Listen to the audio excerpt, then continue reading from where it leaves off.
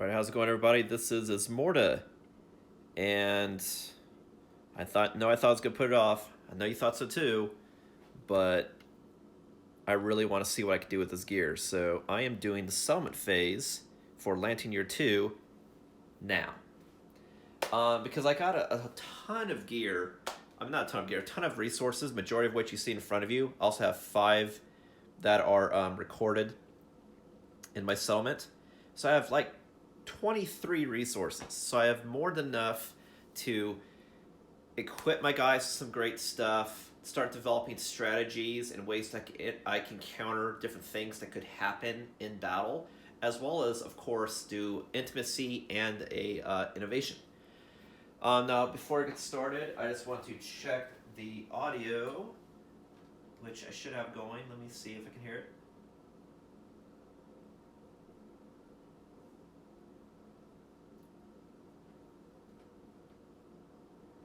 Testing 1, 2, 3.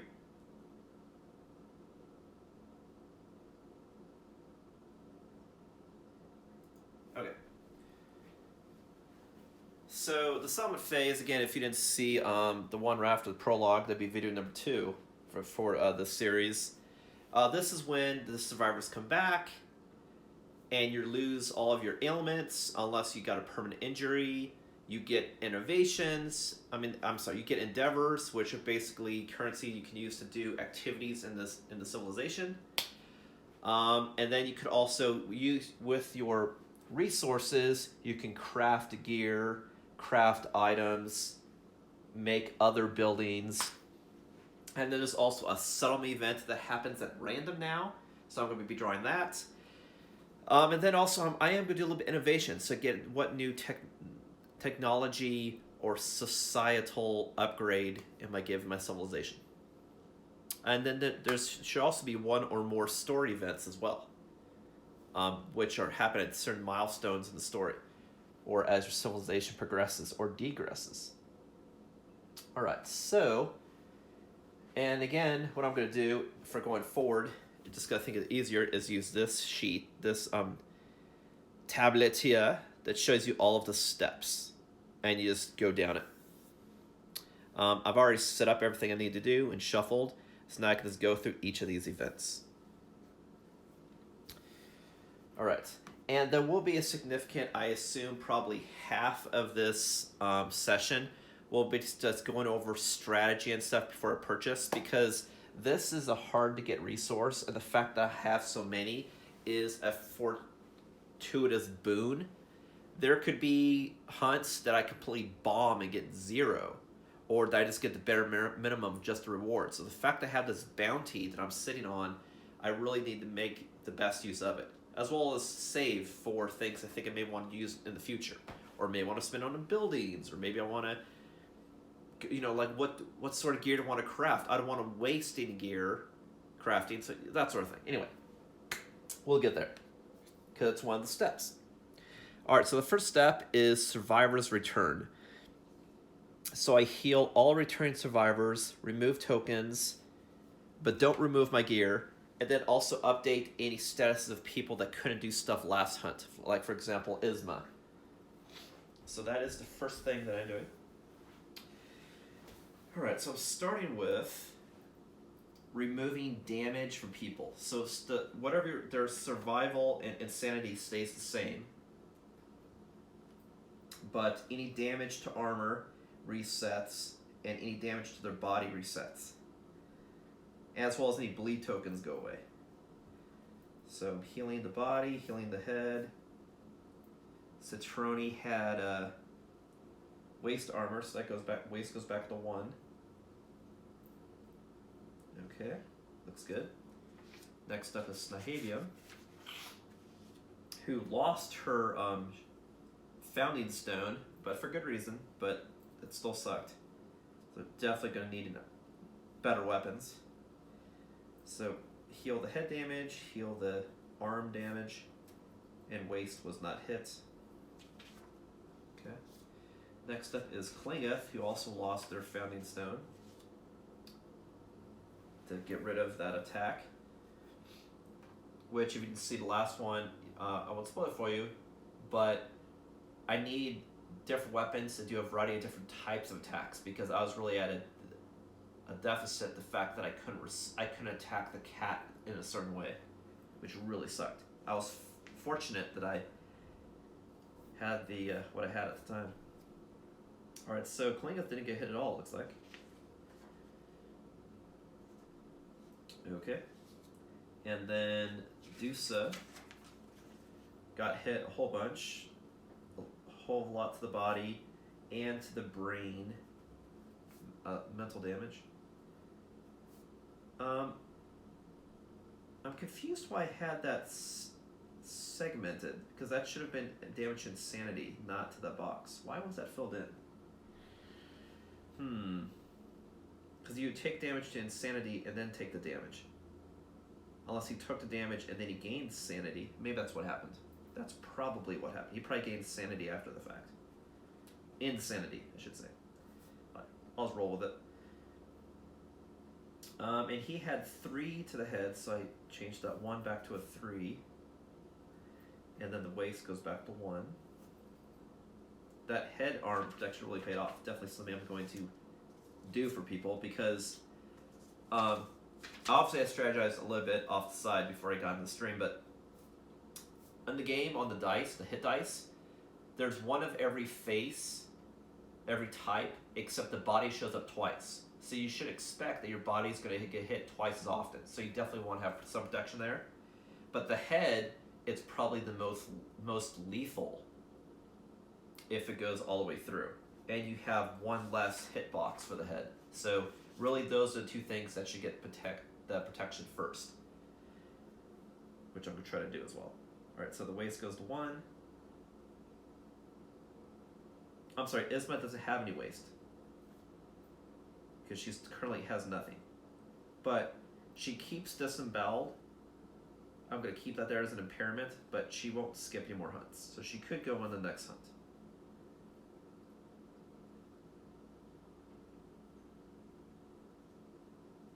She does have a bonus to strength and evasion and has a Twilight Sword, so it is interesting. Ideas. Okay, so everything was healed and everybody reset. Next up is gain endeavors. Since I have 4 surviving, survivors that came back from the hunt, I get 4 of these to spend. Okay.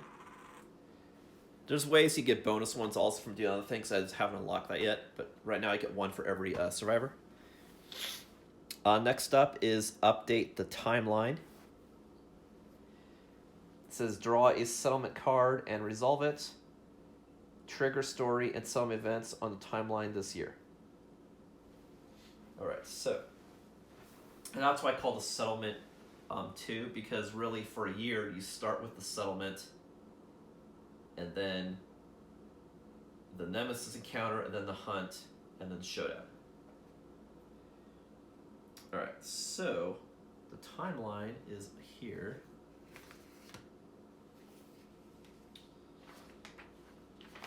Okay, so now we're on number 2.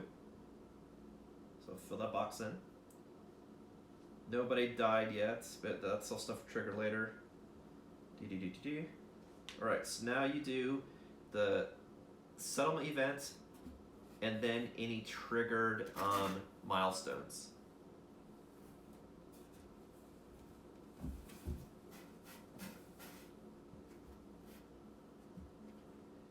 Alright, so first up we do the settlement event.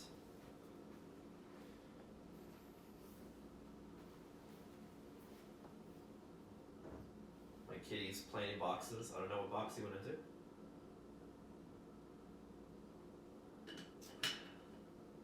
I just heard him get into a box. Alright, so I already have these shuffled, so it's always random. And this is always some story thing that happens, and then typically it gives you something that good that happens to the settlement or something bad, and then you also have an opportunity to use endeavors for some unique thing while you have this settlement card out. So we'll see what we get. Hopefully something good. All right, so this one is... I have not seen this one before. This one is Dark Dentist. I'll just have it up here for a second, then I'll read it.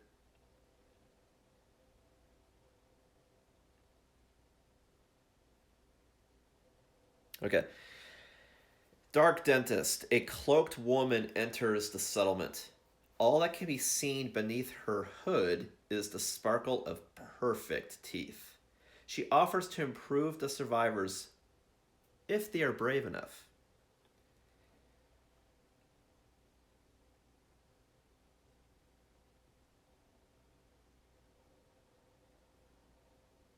So you can heal a shattered jaw, which I don't have.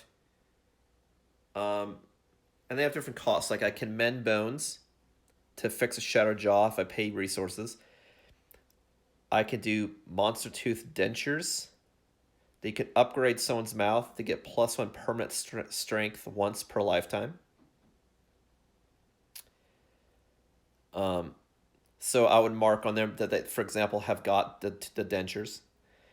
And you can also do metal jaw if I pay, so that the fist and tooth also gains the ability sharp.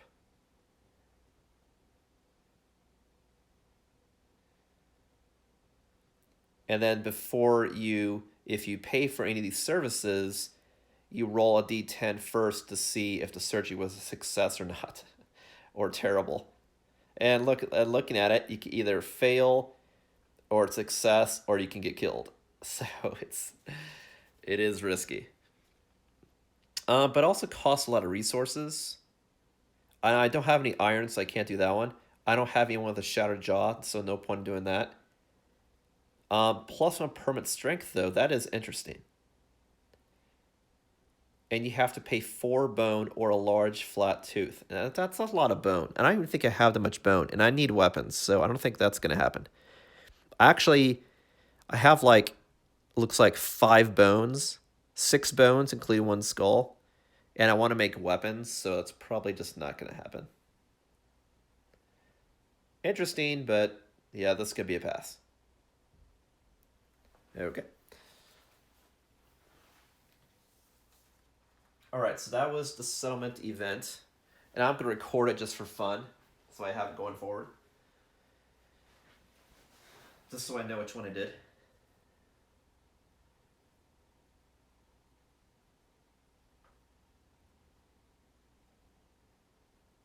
So that was Dark Dentist. All right, so next is the story event, Endless Screams. So I go to that story event and see what happens. So right now I'm going to the table of contents in the front and looking up Endless Screams. 121.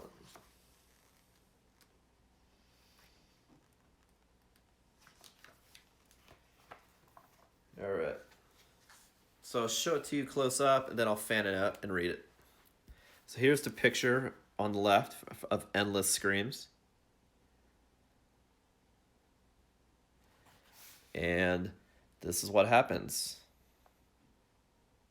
So let's see what happens. All right. Endless Screams. A scream pierces the silence around the settlement. As the noise fades, a chorus of horror rises up in answer. The settlement erupts in the chaos, trying to comprehend the source of the terrible wail. You may now hunt the screaming antelope. Add it to the quarry list on the settlement record sheet. Nominate its survivor to stand amidst the madness. They gain +1 courage and become the voice of reason. And then when they become the voice of reason, I roll to determine what happens when someone becomes the voice of reason. All right, so first I'm going to flag on my quarry that the screaming antelope I can now hunt. So I don't have to hunt it in Lantern Year 2. It's an option. Now I can hunt the lion, the white lion, or the screaming antelope. Now my kitty's coming out of the box. All right, so I'm marking off Screaming Antelope. All right. And now, I determine what I'm going to do here. The fact that I have Isma really being the source of this auxiliary power, it's like you have the whole thing happen with the lantern and trying to figure out what's happening in this dark world, but you need to have her that's bestowing power to the settlement, as well as the people giving her immortality. I mean, she was after all, she was disemboweled and still alive, right?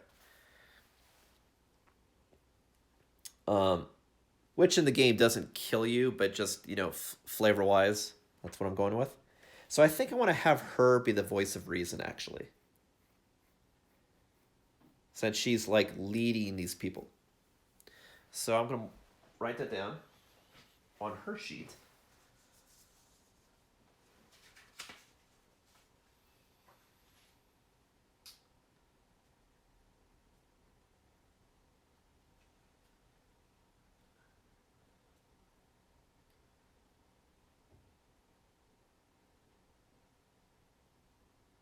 Alright, so Isma is the voice of reason, and she gets +1 courage, so currently she's at 2 courage. If I read that correctly. +1 courage and become the voice of reason, and now I roll D10. Let's see what happens.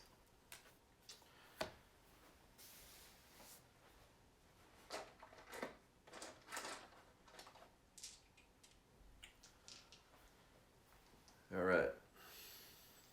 I use a white one. I haven't rolled that one yet. Whoop. Okay. 4. That doesn't sound great. 4. The survivor realizes the noise is most likely from another strange creature that lives out in the darkness. After some effort, they manage to calm the settlement. The survivor gains +1 understanding, and then all returning survivors get +1 insanity.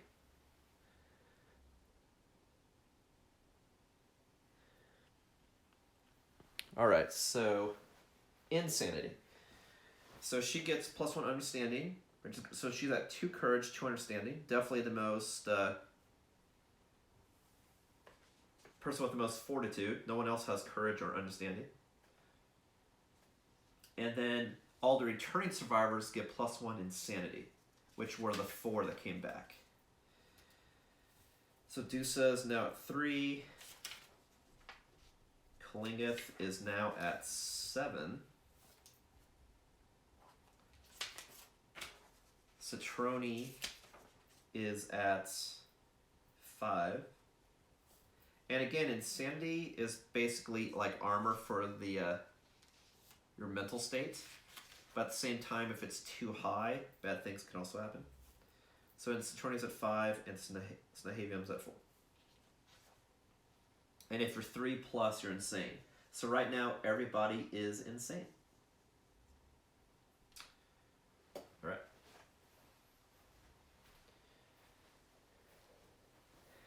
All right, so that's it for the endless screams. If it was really high, if it was a lot higher, really good things would happen. If it was lower, bad stuff. You know how you know the drill. Cool. So that's it for the story event, and that's it for the settlement event. So now it's what do I want to do with endeavors, and then what I want to do with... Well, let me go through it. And I'll skip ahead. I'm like telling you, hey, there's fun parts coming up. All right, so we updated the timeline. We did all story events and settlement events. Update death count. There is none.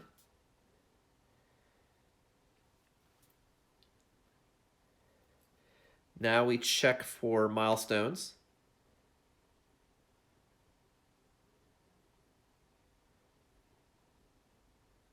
Of which there are none currently. But one of the things I want to check is, do I only do story event milestones in the summit phase after they've happened and triggered, or do I do them right when they triggered? That's one of the things I want to check.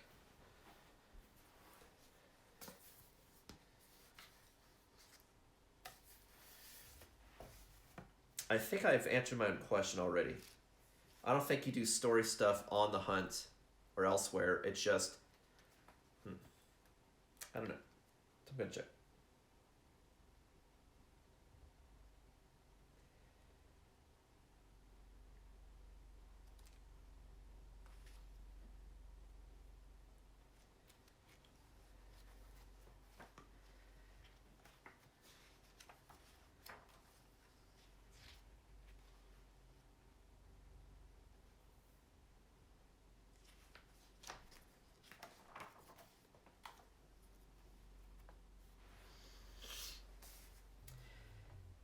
Milestone story events are conditional events that appear below the timeline.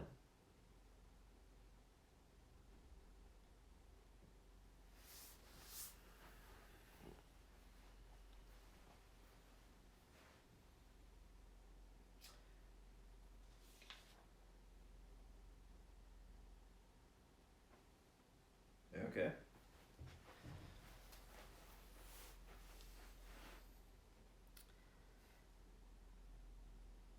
If you reach more than one milestone at this time, play them in any order. Alright, so it looks like regardless of when you satisfied a milestone, like for example down here, if you can see it, move it a little bit, Overwhelming Darkness is a triggered event. But it looks like you want to do it any of those stories until the milestone part of the settlement.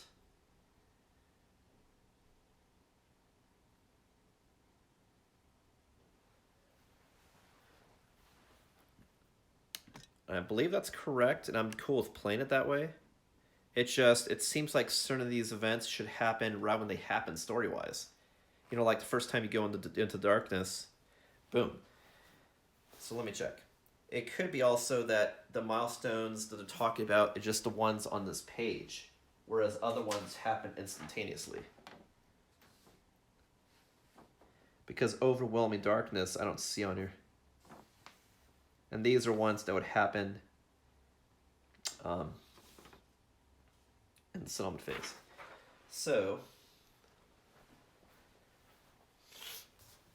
let me look up then Overwhelming Darkness and see if I can find it that way.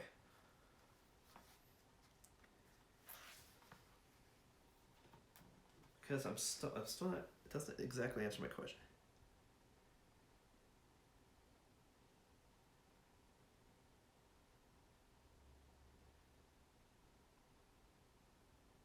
Yeah, because those are milestones that happen during the milestone event.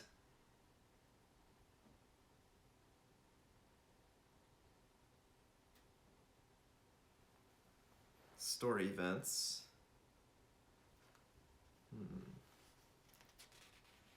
It doesn't exactly answer the question. Additional settlement events on the timeline. During the campaign, specific settlement events may be added to your timeline. When the timeline is updated, resolve these by drawing them from the settlement event deck and playing them. Oh, that's additional settlement stuff. That's not the same thing. That's these cards here.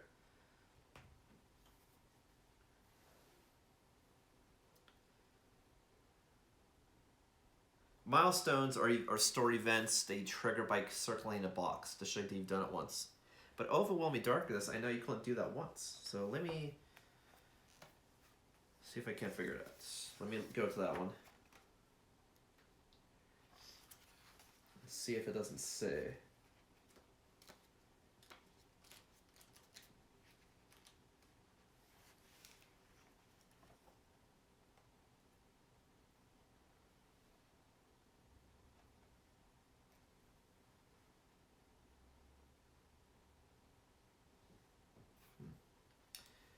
The fact that it's not crystal clear, I think I'm just going to keep playing the way that I think is milestones, which are choice of the society, I'll do during the settlement phase, but other story stuff I'll just do as it triggers, is what I'll do. Alright, we can roll with that for now. Okay. back to where we were at. See, another example, for example, is intimacy. That's something that would trigger right when you do it. So anyway, blah. Check milestones. There aren't any milestones yet.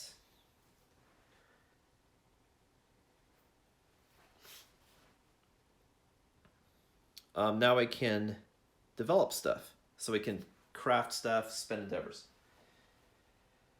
Okay, one of the cool things I want to show is these are the 5 locations we currently have.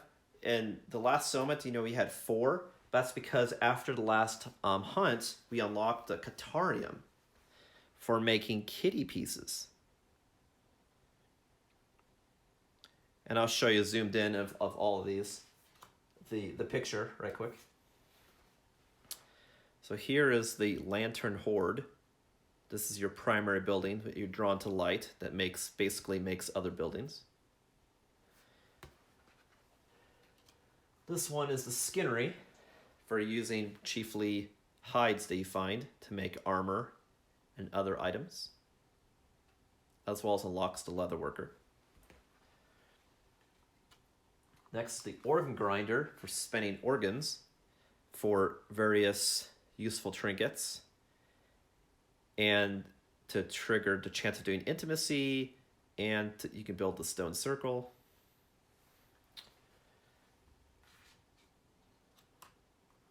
Next here we got the Bonesmith, which for using bones to craft weapons and some useful tools, as well as unlocks the weapon crafter when you upgrade it. And then what I already showed, the Catarium.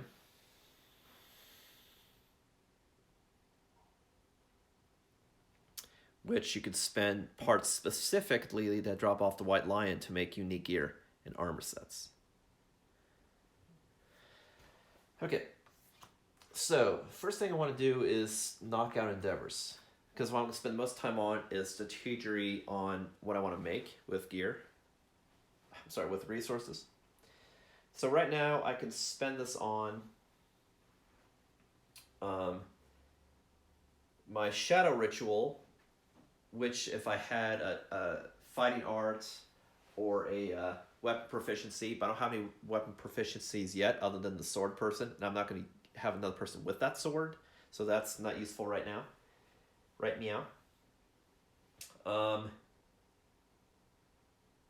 Other than that, what I have were just what you see here. So I can use it to make other buildings, which cost a bunch of resources, which I don't really want to spend right now. I want to upgrade my people and give them better shit.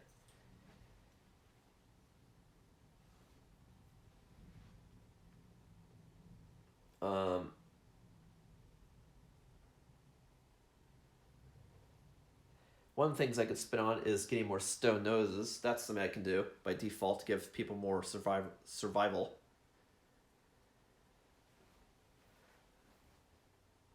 And insanity. So I'll definitely do that. I can have 3 max. I'll definitely spend 2 on stone noses.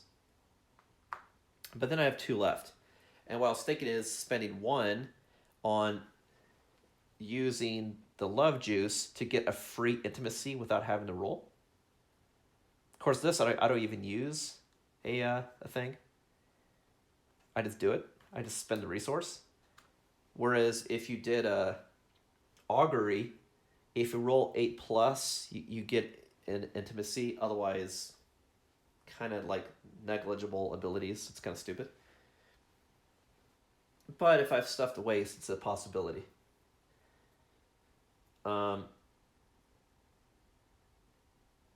So I was thinking about using one of these, use these 2 for noses, use this for a free intimacy, and then I have 2 left. So I can use it to innovate, but I can only do it once per settlement phase, so I might as well do it once to get it going, is what I was thinking. But then I have 1 left, and I don't think I have a thing to spend it on. Unless I just wanted to just try doing intimacy. I don't think I have any other options on the table. I can innovate. I can get noses. I could share experience. That's something I can do. So anyone that has 0 experience, I can give them 1. That's something I can do. That may be the better option.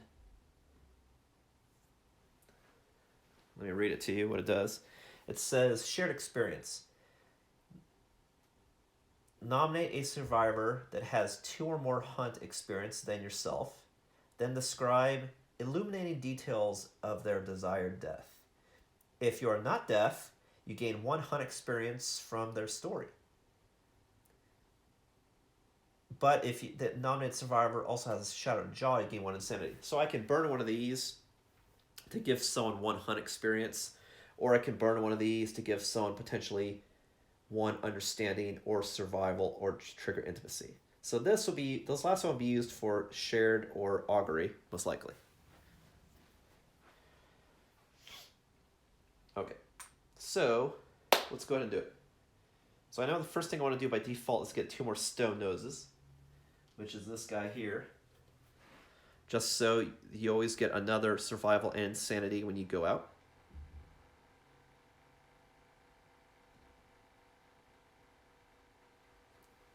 Which is basically protection. So get 2 of those.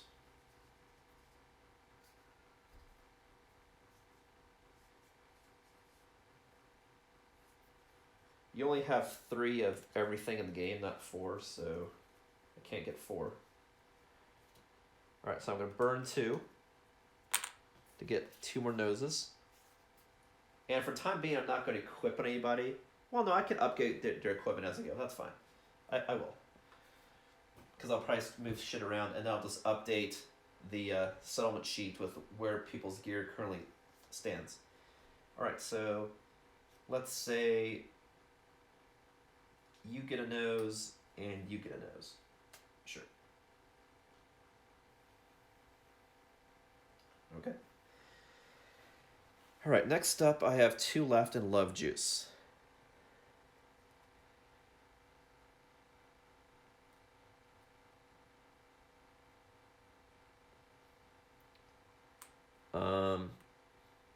I think before I do that, I think I'm going to do innovate.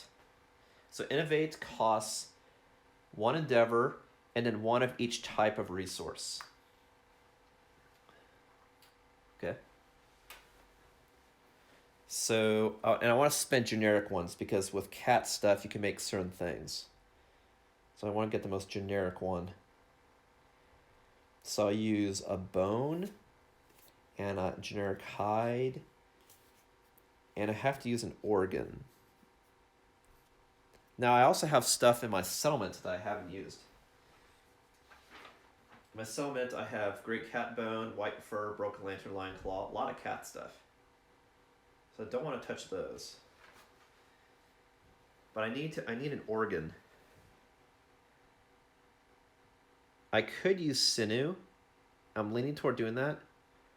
It just, the only thing is, I thought I saw something here that takes sinew to make. So let me check what that is. Check what that is first. Because I thought I saw sinew is needed to make something. And I now have sinew. So that's what I want to check. Oh, to make the catgut bow, I need sinew. Yeah. That makes like the string part of the bow. So I don't want to do that. Because I want to make that bow, actually.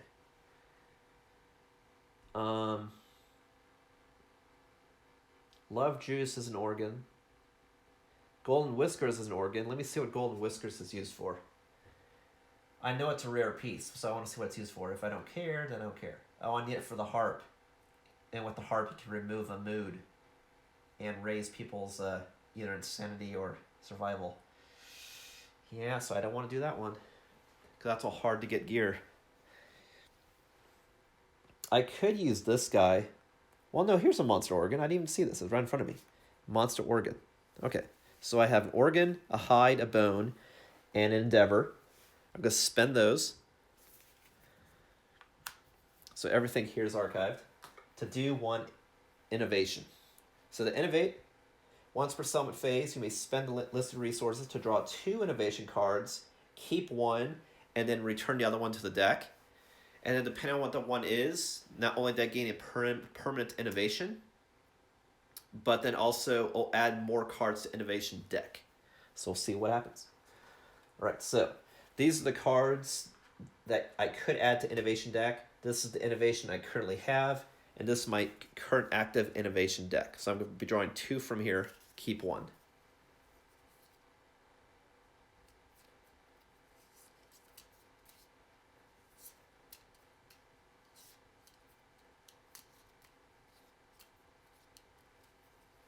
Alrighty, so my choice, let me see what you guys can see. Okay, so I'll put it, I'll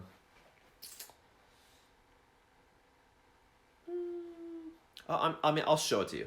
So the first one I have to choose from, this is innovation that I already have. That's mine. So I'll keep it separate. There. All right, so we can choose from Inner Lantern and Paint. Inner Lantern and Paint are my choices. All right, so let's see what those are. And regardless which I do, if I do Inner Lantern, I would then add Inner Lantern Consequences to Innovation deck. And then if I do Paint, I add Paint Consequences to Innovate deck, as well as the other card that I didn't choose.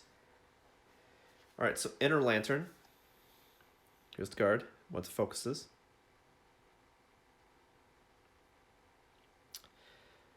The settlement finds the light within. Just thematically, this fits with what I'm doing with the whole light and darkness, shadow. The settlement finds the light within. All survivors gain the Surge survival action. Once per round, you can spend a survival to get an extra action you can do, which is not the movement, but doing an activity during your turn. Wow, that is huge. That's a good one. Okay. And the other one is Paint.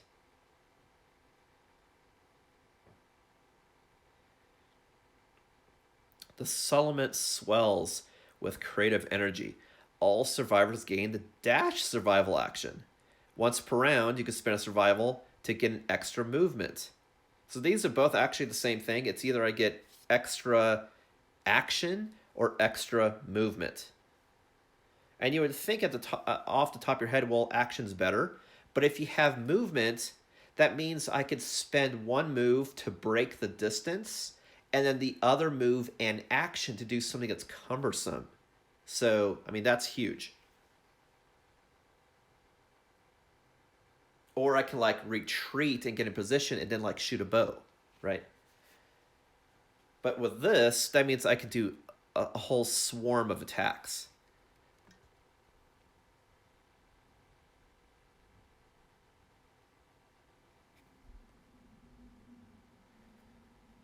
This means I could be in close and attack twice. Or I could use an item and then do an attack, for example. Or I could do like 2 items. So like if you have the bandages, you can bandage 2 different people by spending a survival. I mean, that's really good too. They're actually both good. But I'm thinking, as much as thematically Inner Lantern, would fit, with Paint, that would allow me to do cumbersome weapons more easily. So if I made a club, a bone club, I can move and attack. If I was using the Twilight Sword, I can move and attack. If I bought a bow, I can move and attack. So, I don't know, it's pretty huge, considering I want to get a bow and I want to use that sword. I mean, it's like, do I want to find the inner light right now? Or do I want to swell with creative energy?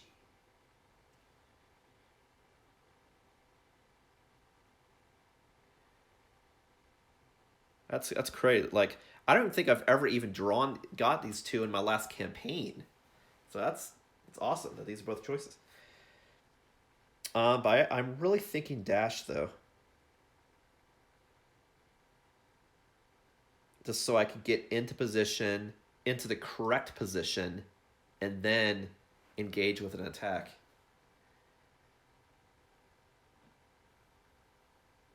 Especially find someone with the antelope that runs around. But yeah, the Enolanto is good just because you could do either multiple attacks or you could do like a supportive action and also still have your attack. I mean, they're both good.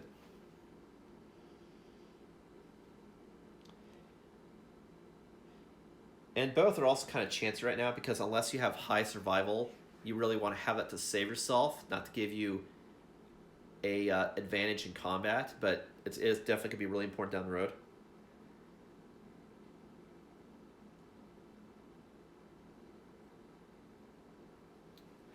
I mean, so far the only thing I can do for, as far as multiple actions is bandages.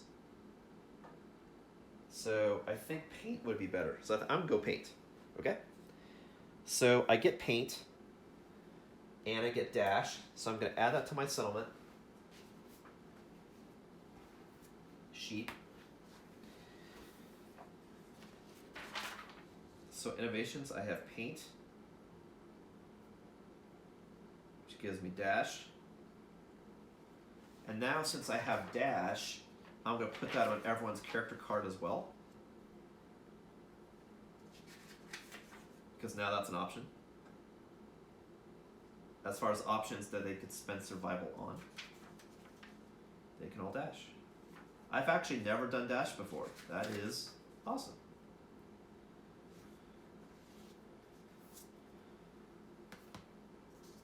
I was hoping to have a different game, and so far it is different. I mean, I definitely added, some of these abilities and flavor stuff to my campaign to make it different, but just the randomness of all the different cards and dice rolls on different charts, it's always already a different feel, which is cool. That is cool. Has a lot of replay value. Okay, so everyone has dash. I learned paint. Now it's permanently mine. This goes back to the innovation deck. To potential to learn next time. And I add all of the paint consequences to this deck as well. So now I can look up all the paint consequences, meaning that since I know the basic of painting, now I can learn other things off of that. So they call it consequences, but it's not meant to sound negative. It's more like meant what happens after you learn something.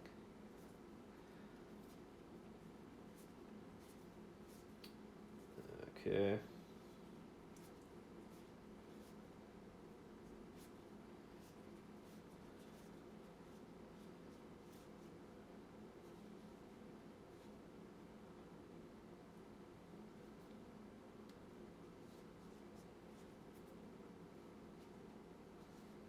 Just looking for it. So here's,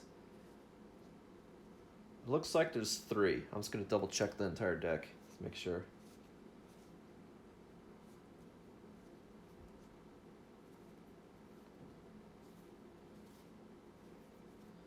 Just going to check it one more time.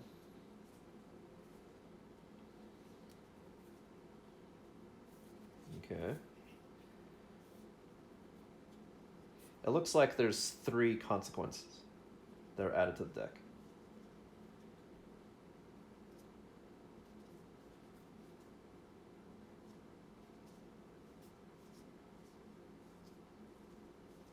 Alright, I think that's it. Okay, cool. So these are the rest of the cards. So now what I'm adding to that deck are these 3. Now, since I learned paint, in the future I could learn face painting. I can learn sculpture, and I can learn pictograph, which all give you a variety of different stuff, which we'll learn more later. And that adds to this deck. So see, this deck keeps growing. All right. Cool, so we innovated. We have new paint stuff. Sometimes when you learn the stuff, it also gives you your settlement or permanent raising your survival limit, which somebody else was hoping for, but dash is fantastic. I can get away, I can get into position, I can set up cumbersome weapons. It's great. Cool. So we innovated. We made some stone noses. Now we still have one endeavor left. Love juice, which we'll also use for intimacy, and making shit. All right. So I'll save this last because this really, I still have not sold which one of these I'm going to do because I could potentially do intimacy twice. So let's go ahead and do intimacy. So I'm using love juice. Sack of that good love juice. During the settlement phase, you may archive this to trigger the intimacy story event. Okay. So I am triggering. And because I'm doing intimacy, I'll also trigger my special ability that I gave to my campaign called Light. That anyone involved into intimacy event, including the children, can get a +1 to any stat as well.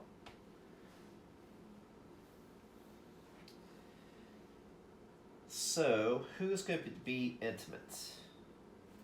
Ideally, I want it to be someone that's going to be going out in the world. But there's also a possibility that you can fail intimacy. But there's a possibility you could fail everything in this game. So, big surprise there, right? But I think I want to do it just because anyone involved would get a stat. So, who's going to make some babies?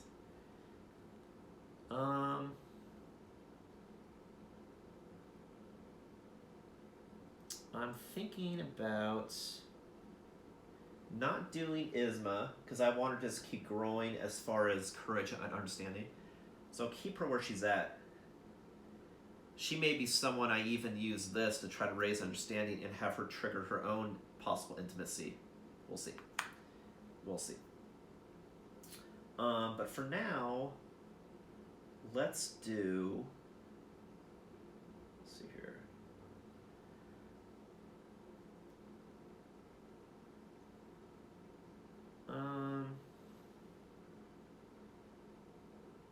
I was thinking someone without bonus stats.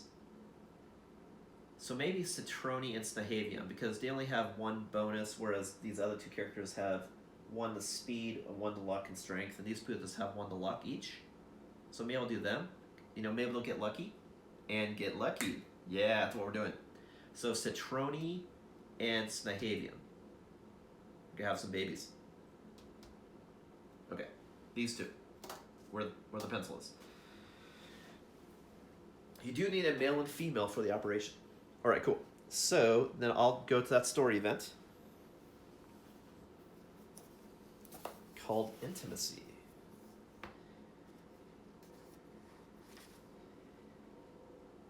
Intimacy is 133.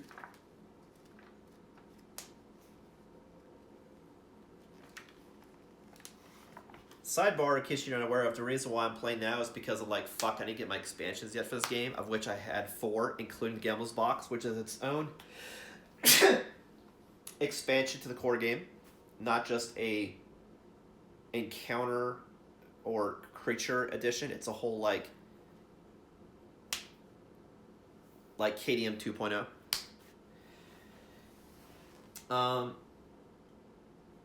I should be getting that stuff hopefully shipped out in October, so by end of this year. So when I get through this campaign, I'll have new stuff. I'll create a whole new campaign with just that stuff, which will be a lot of fun. But the idea to try to see if I can't cram them all in the same one. We'll see. Okay, so Intimacy. So I'll show you the pics, and then I will show you what happens. So on the left is a picture of the intimate couple. Isn't that special? And then I'm doing the intimacy events. That good or bad shit can happen. All right. Intimacy. Nominate one consenting male and one consenting female survivor and roll on the intimacy table below. So because these two have weaker stats and are both lucky, they're going to get lucky. So boom, we're going to do it. Alrighty. The first time your settlement gives birth to a new survivor. Okay, well, no, I roll the table and I see what happens. Okay. Blah, blah, blah, blah. Also, stuff is based on certain things that happen. Alright, so. roll on the table below. So do I roll, the question is, do I roll 1 dice or 2 dice? That is the question. Roll on the table. I mean, normally whenever you roll, it's always a d10. So I'm just going to roll d10. Okay. We'll use the white one again.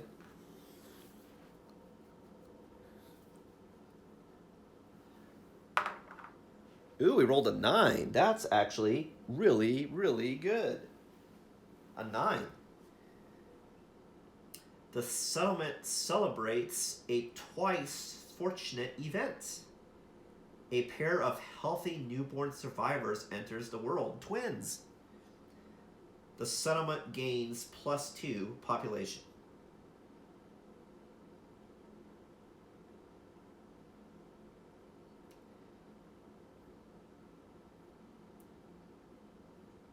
And then also the first time your settlement gives birth to a new survivor, gaining +1 to population from intimacy, I'll then trigger the settlement event principal new life.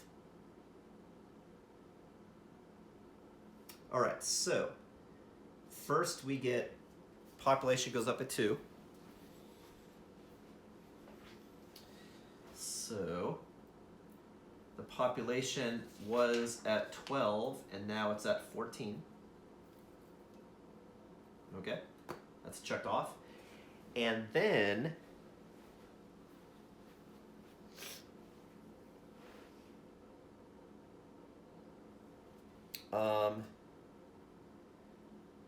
I also want to trigger that these 2 new people will get a +1 to a bonus stat because they're part of the light effect of the society, including the couple. So I'm just going to make a note that 4 people will get a L bonus that needs to be applied. So it's Satroni and Snahavi. I'm just going to mark it here and do it later. So I have L star, L star, L star, L star.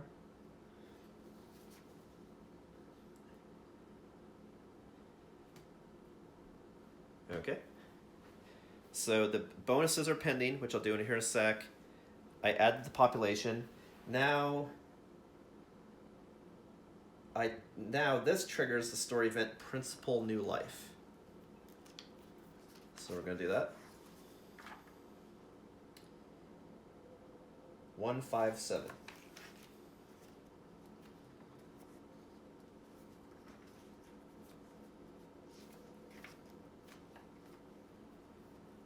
The group must decide how to raise their young. So here's a picture on the left of a family. Sorry. And then more good or bad stuff that can happen. Well, this one's not good or bad. This one's more the choice of how the civilization is going to proceed. It's more of it's a choice than a randomness. All right, so I can choose to raise their young without mercy or with affection.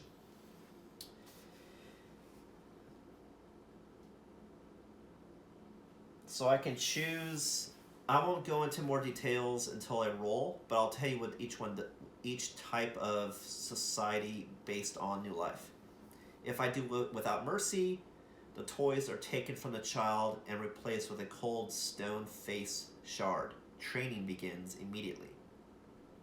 Or with affection, the settlement embraces the child with warm arms. Nurturing new life is their highest calling.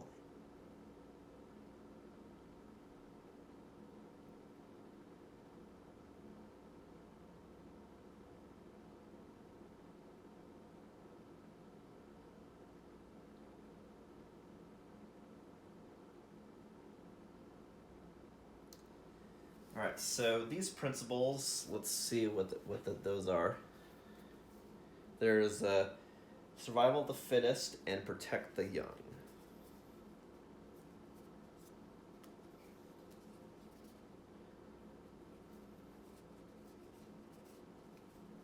Okay.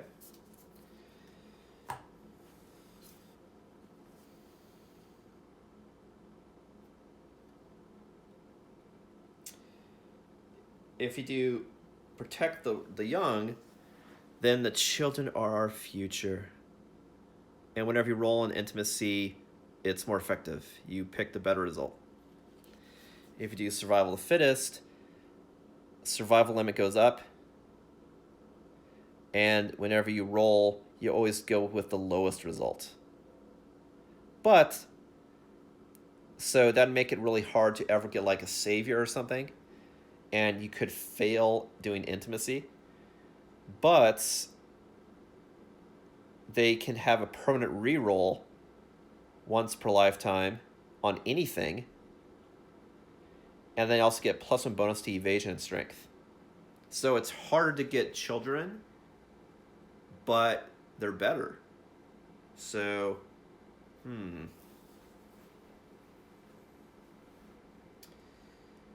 what to do?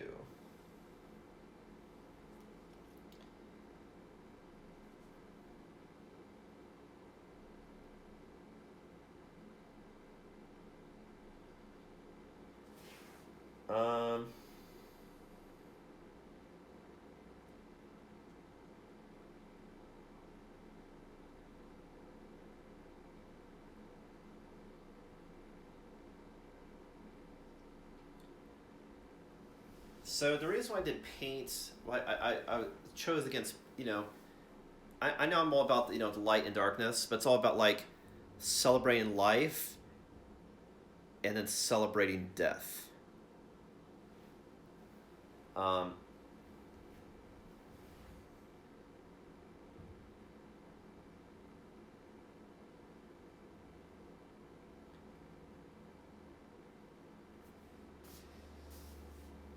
So,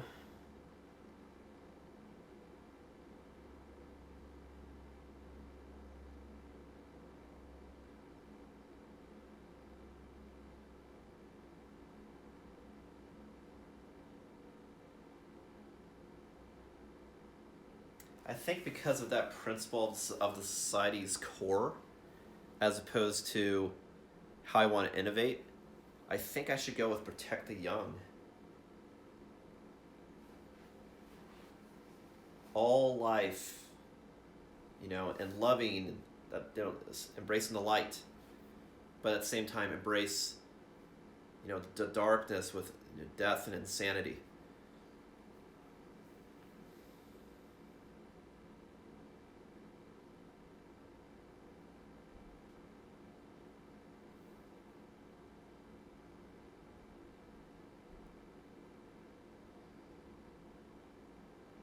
I think I do want to do protect the young.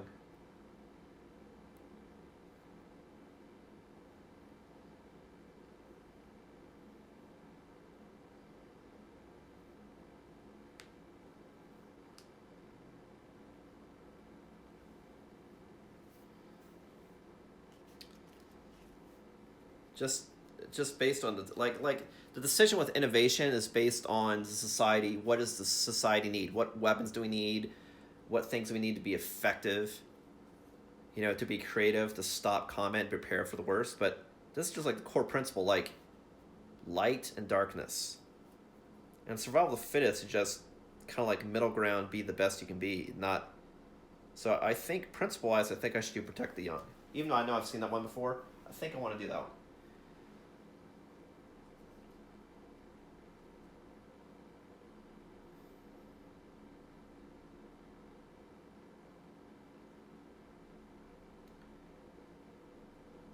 Yeah. That's what we're going to do. Okay, so we're doing protect the young. So I'm going to record that on here. And then make a note about the bonus, and then we'll do the rest of the event for new life. So first child is born.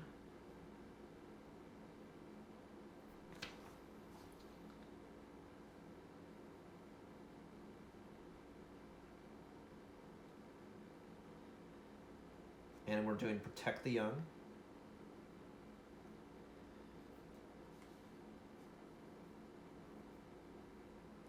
And I'll write under innovations, that way just all of it's in one place.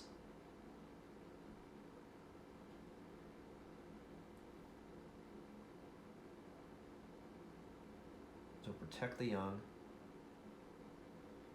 And what that gives me is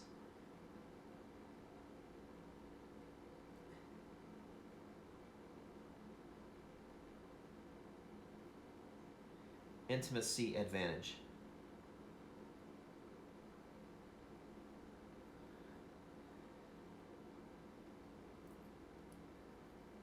Actually, you know what? I'll write it here next to the thing, because I know I'm gonna get a lot of innovations later on. Save space. So intimacy and advantage.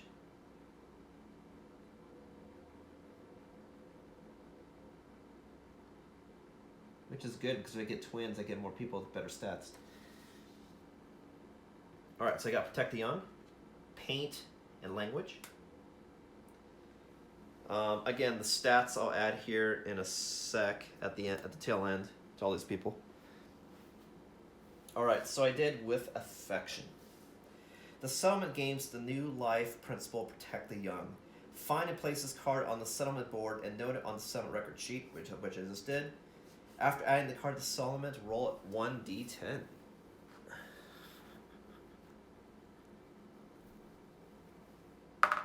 We rolled a 4. The settlement gathers around the newborn in awe. Never have they seen something so precious and meaningful. The parents each gain 2 survival and +1 permanent evasion, as well as a +1 to another stat of my choosing. But it's interesting that they get evasion, because that makes me think that maybe I want to give them both extra evasion. That way it would be that they could possibly tank. Interesting idea. Alright, so but I could also give them luck, so me.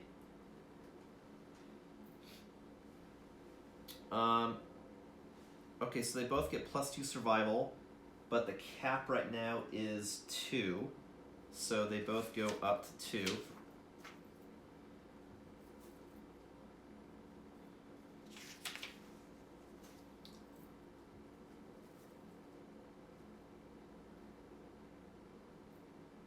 Wait, is it just the parents? Let me check. The parents, okay. 2 survival and 1 permanent evasion.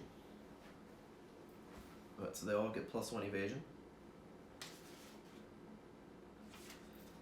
So it takes them to 1.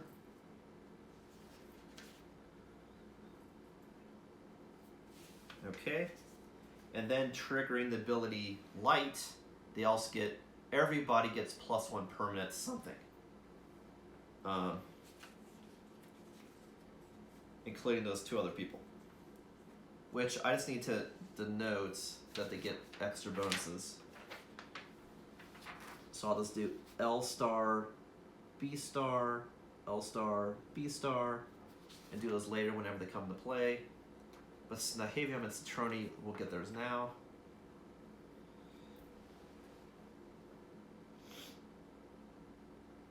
So it's interesting that I can double up, and that's kind of probably the better way to go right now. I could give them an additional luck or an additional evasion.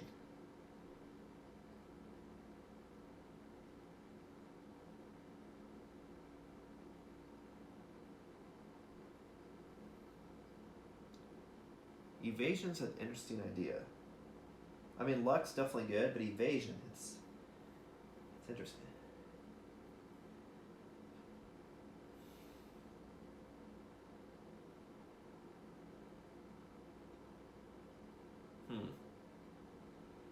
I could also split the difference. I could have one of them get bonus evasion, the other one get bonus luck. I could do that. Maybe we'll do that. It'd be cool to have somebody with 2 luck and somebody with 2 evasion.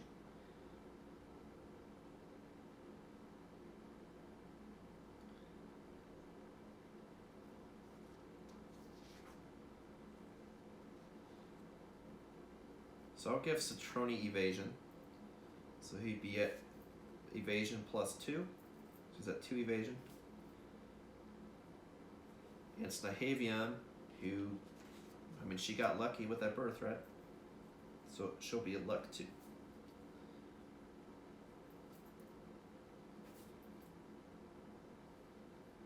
this way, I have different party members that get different things. Like, hey, you can invade, or you can potentially get those crits off. I think it's a good idea.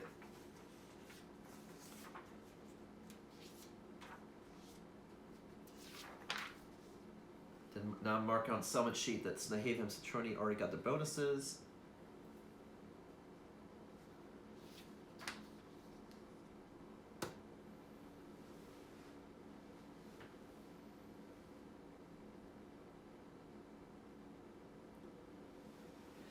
And actually, the kids come into play. They're going to be really powerful, too. I'm just, hold on to them for the time being.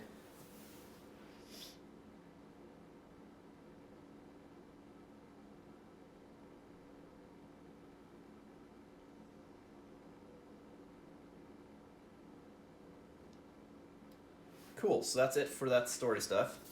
I know that's very involved. I mean, sex is very involved. 9 months, 5 minutes. All right. Cool. So next up we have left is one endeavor and then making stuff. Okay.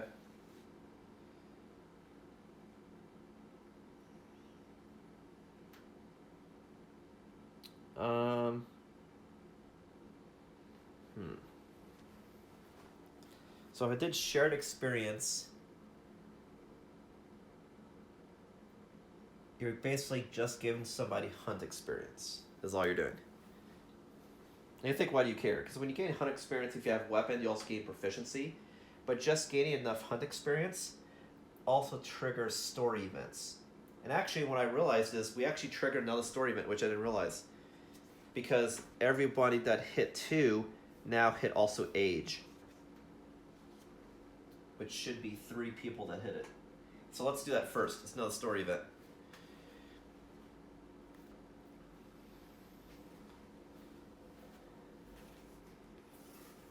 Yeah, because when you age, you get stat bonuses. So maybe I will do that. Shared experience.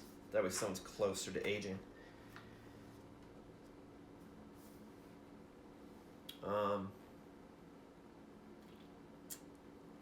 Yeah, and actually I could do that on one of the kids, actually. That's true, I could do that.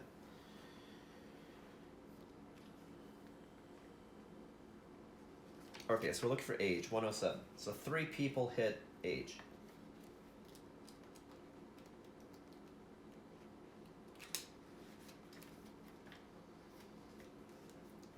Your time in the darkness changes you.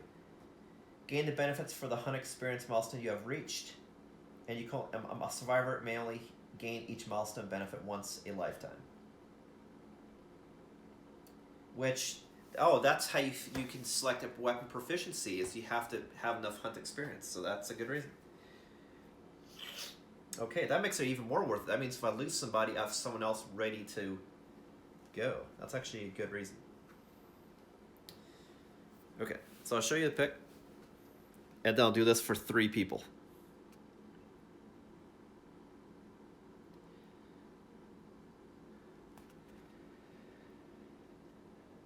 Alright, so we'll see what happens.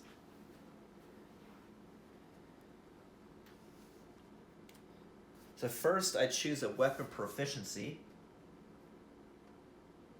The survivor may gain each, I can select a weapon proficiency that I want to do. So now I gotta start thinking about, like what weapons I want people to do.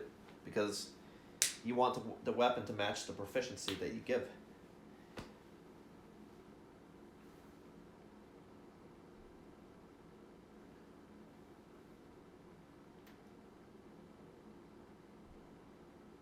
So, I already have somebody with a sword. I know I want someone to have a bow. And then I have one person, I have 2 kids that have penning stats. I have one person with only 1 hunt experience. And I have 3 people.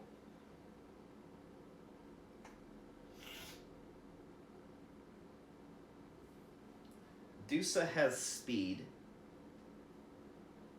So that might be good to use with something.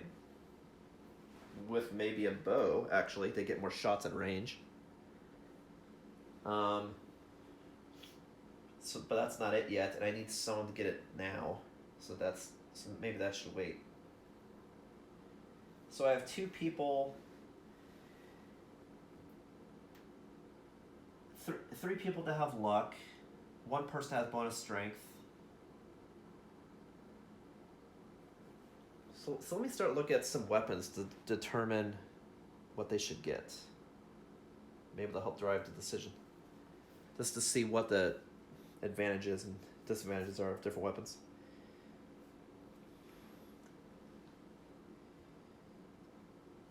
Like the bone club adds 5 and 2.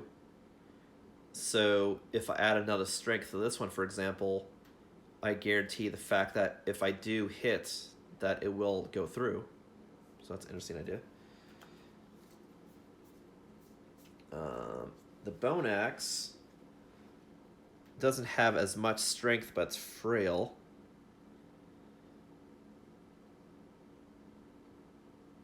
But now I could also dash, so that's why I'm kind of thinking more just getting the club, potentially.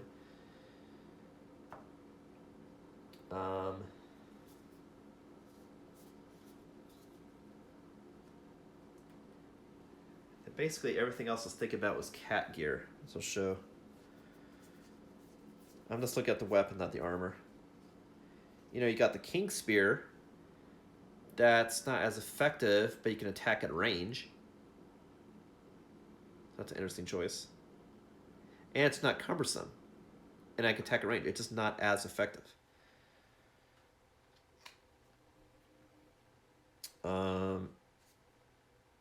The catgut bow, same thing, not as effective, but I can shoot at range.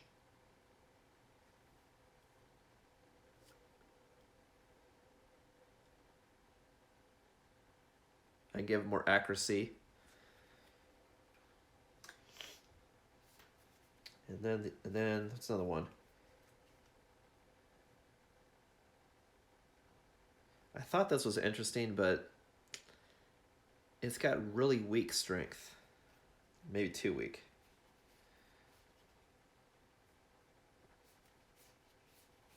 And then of course we got the Twilight, which is already fucking amazing, right? But she's still, her proficiency is the sword anyway. I was trying to get more group balance on stuff. Now I thought the Lion Beast guitar is interesting because you could add, it could get more luck, and then it could attack many times. So this would be a good one to stack luck and speed. All right, so those are the 4, and since I have 4 of the people, maybe these are the weapons I want to go after, actually, because that way I'll have a sword, I'll have essentially knives, a long piercing weapon, a bashing weapon, and a ranged weapon. And I could give someone else the darts. That hits decently, it just like a break. But that way I could have someone else hit at range. So, but this is more of an auxiliary weapon, not a primary weapon. So, but something good to think about. But not something to do, not something for proficiency, I should say. Like proficiency for these, it'd be the guitar, or it'd be the spear, or it'd be club, or bow. Okay, so let's see what our options are here. And then the people, the younglings, can be auxiliary people for these types of weapons. That's what I could do.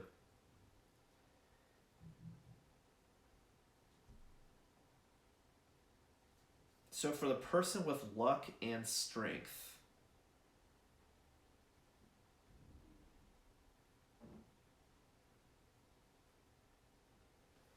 let's see here. We have luck evasion, different permutations of it. And then we have luck strength, and then we have speed.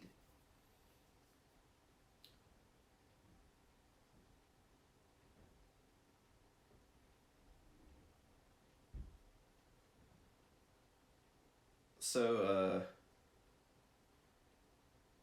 I'm thinking luck and strength should go to Klingeth, should go to the bone. That way you make sure if you're adding more to strength that you make sure those hits go through with all that strength. So I'm thinking about getting Klingeth the specialize in club.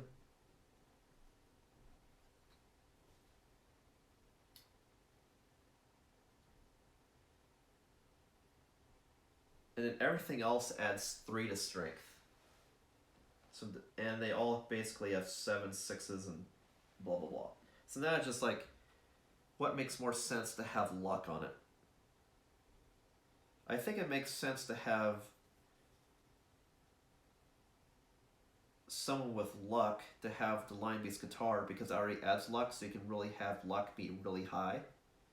So I think that should go to Snahavian. That way it's luck plus 3, and not including charms. So I think that's a good one for the guitar.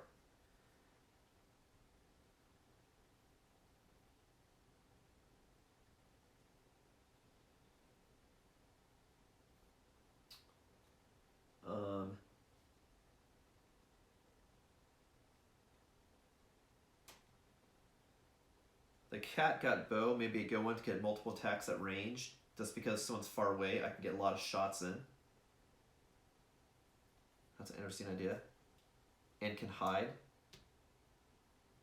on Citroni. And then Dusa, having the spear, can attack multiple times in close. Did I get this wrong? Wait a minute. Speed, Dusa should have the bow. So you can attack multiple times. At distance. Multiple chances. And then the King's Spear, the fact you're kind of close and he has extra evasion, that'd be a good tank. At range, but triggering stuff like a charge or something. So I think that's what I'll do. Dusa will have the bow, Klingeth will have the club, Snahavian will have the guitar, and Citroni will have the spear. That's what we'll do. Alright, so let's do this one at a time. And I kind of already know what weapons I want to make, so to use up resources. So cool. So I selected weapon proficiency. Let me make sure I did this right.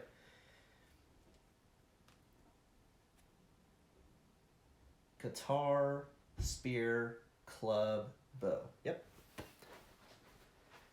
Okay, so I'll do this one at a time. So I'll start left to right. I'll just put this here knowing that I want to purchase it later. So Dusa is going to...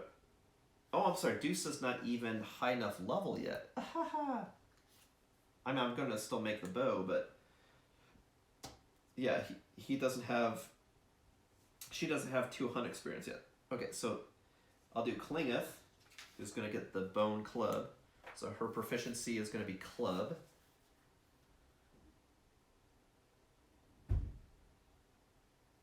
Okay.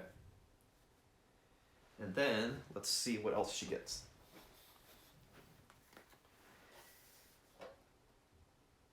Next, I roll on the table below. And now going forward, if she ever hits with her weapon once in battle, during the aftermath of the battle, she gains a proficiency with that weapon. Alright, so I roll 2d10s. And you add the result. So that's a 4 and a 7. Is that cocked? It is, but I'll... It is, but it was, you know... I mean, it's cocked. Should I re-roll it? I mean, that is the rule. Okay. It's worse. Okay. Well, but it was fair. Okay, so it's an 8. 8, gain 1 random fighting art. Awesome! That's actually preferred, because fighting arts, then I can share those fighting arts as an endeavor and gain a disorder with everybody, because I added that to the game. Cool. Okay, so I'm looking for the fighting art. So it's a random fighting art.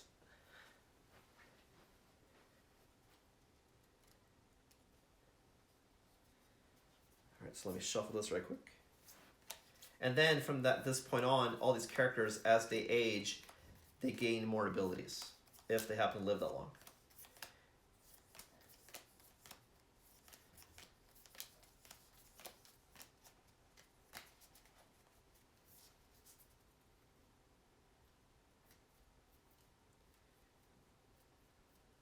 honestly, I would say this is actually probably the better one because fighting arts are good.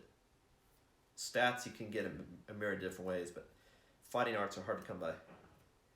And now I can share that with everybody. And actually, that might be worth spending this endeavor on to do it. Actually, glad I didn't spend that yet. That would be good. Because even though there's only a certain number of cards, everybody gets it. It could then be archived. So, and I'm just sharing it, the ability. All right, so the fighting art we get is the Orator of Death. Let's see what this is. I'll show you the card. We got Orator of Death. Once per showdown, I can spend an action to have all my survivors gain 2 insanity. And if this character ever dies, it encourages all the survivors. So basically, I could sense if I see people are getting low on insanity, or like if Isma's below 3, she's not insane, I could give her insanity so that she can use her weapon again, or I could give everyone insanity to have more protection for the brain. So, all right, Orator of Death. So I'm adding that fighting art here.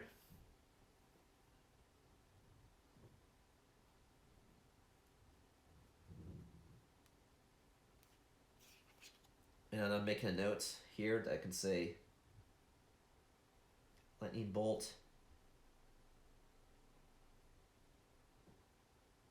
All +2 insanity.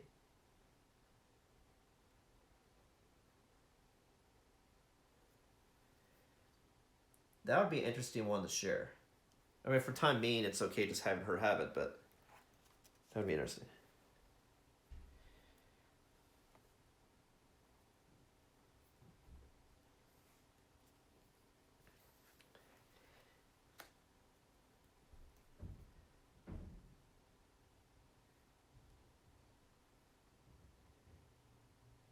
And encourage when die.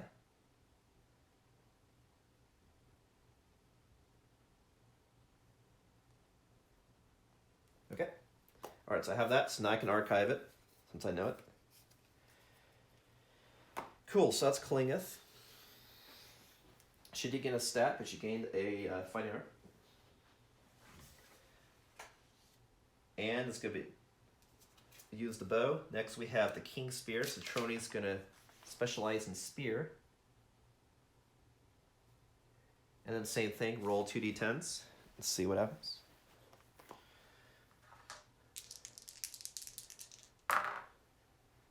Wow. Holy shit. I rolled 2 lanterns. That's a 20.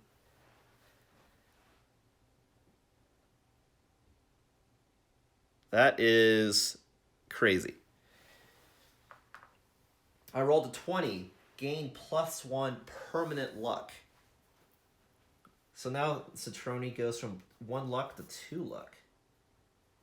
Holy shit, and that's with a spear. That's crazy. All right. That's Citroni. Then last we have Snahavium, who's going to learn the guitar. Not the guitar, the Qatar. All right.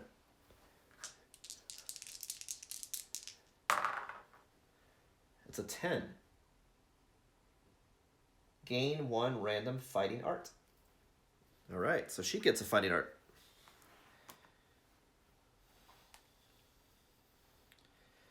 I'm going to shuffle this deck again and see what fighting art she gets.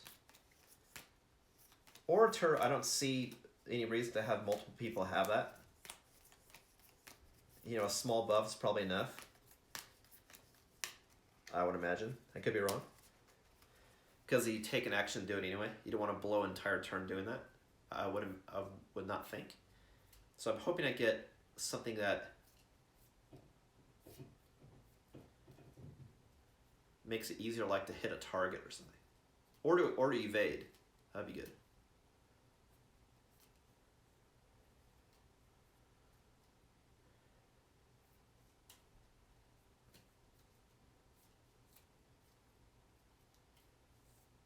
All right. This fighting art is Crazed.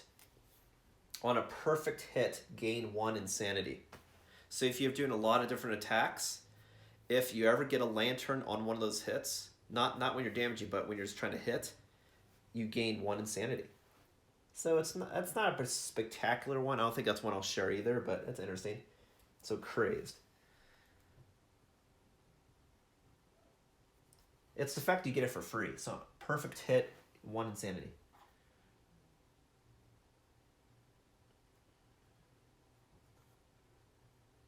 On a perfect hit, +1 insanity. All right, cool. I wrote that down, so that's archived. All right. Cool. So those 3 have done their story events, their age events, I should say.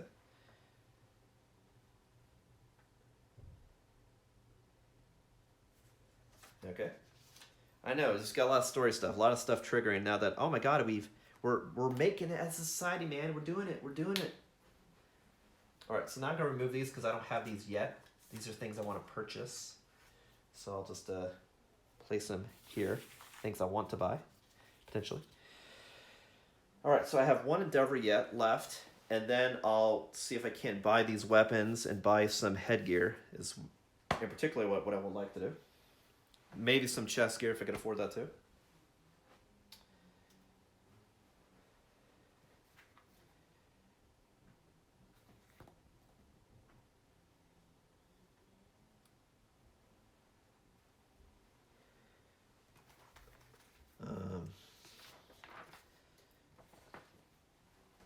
I just want to add more stats coming into the summon sheet right quick, to show that I still need to give someone permanent stats. So I'll do B star all across.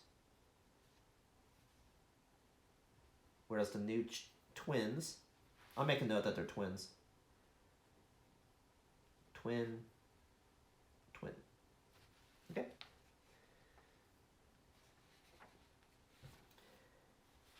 And I'll make a note that Saturnia and Snyhaven are also parents. I'll make a note of that too.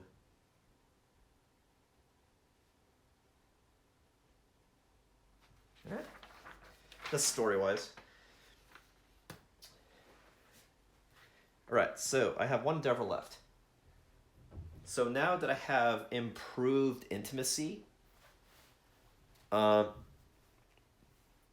could try to trigger the intimacy event, and if I fail, gain 1 understanding.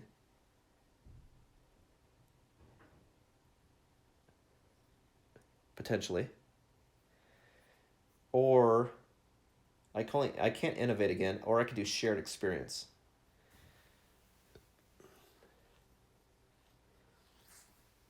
I could do shared experience with one of the kids. That way they're closer to leveling as well with a weapon, in order to be proficient, I should say.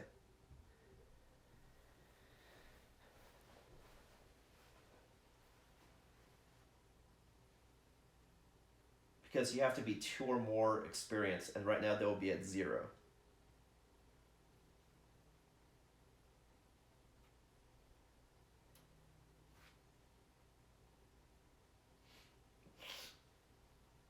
So since these 2 had sex, and Dusa,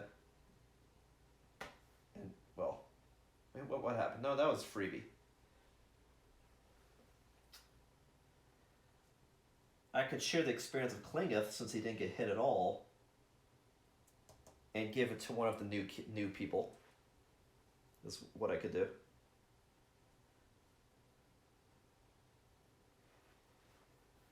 Or I could try going for intimacy. I don't think I want to do that yet, because it's better to do intimacy when you have some of the better stuff to support it, to get more bang for the buck.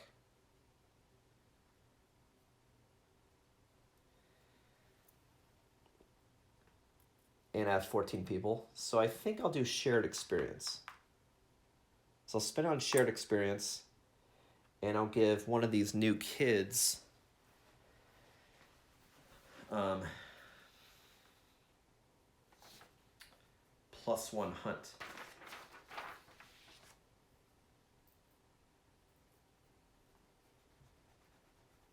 So I'll just go down the list of names.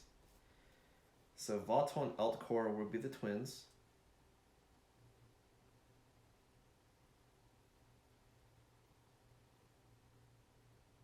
And I'll say they're fraternal. So we have a female and a male.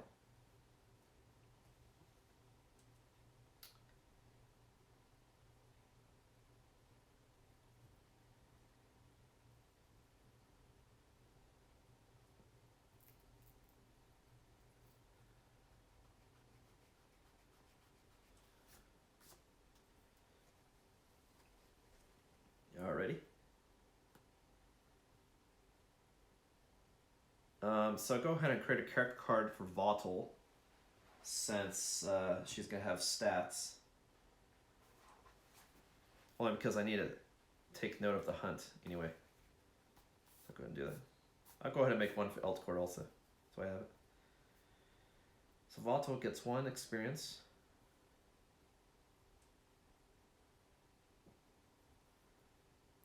Starts with 1 survival.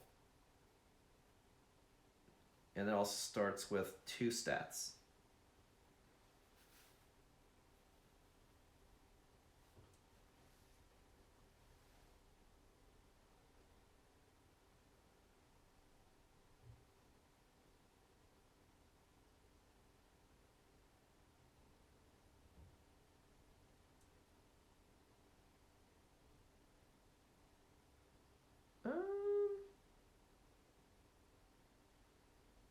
The fact she's getting hunt experience faster, I think this should be offensive, not defensive.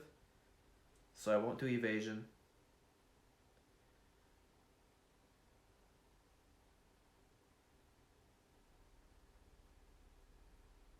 I think I'll do luck. I'll do +2 luck. So it's like, even though I can't use these gems, I'm finding ways around it.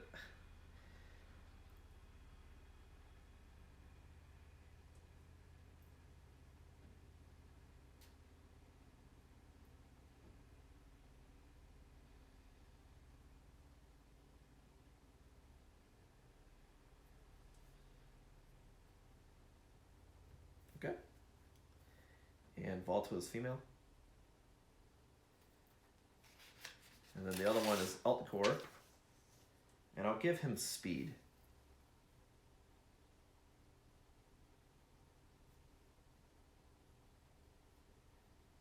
Male, 1 survival, +2 speed. Right. Got characters.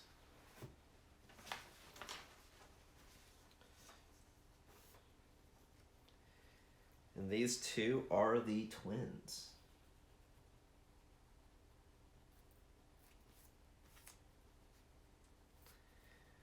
All right.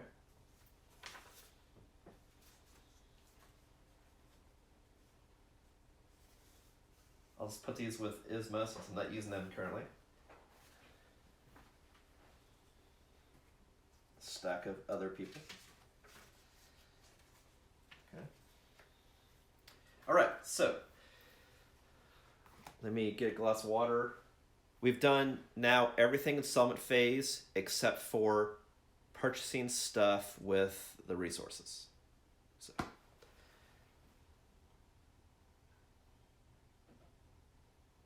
Oh, and everyone and these people also get dashed, right?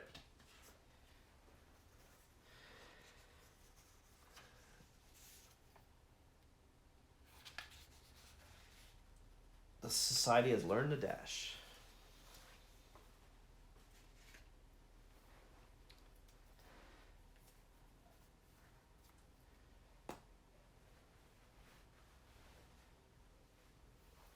All right, so let me get some water.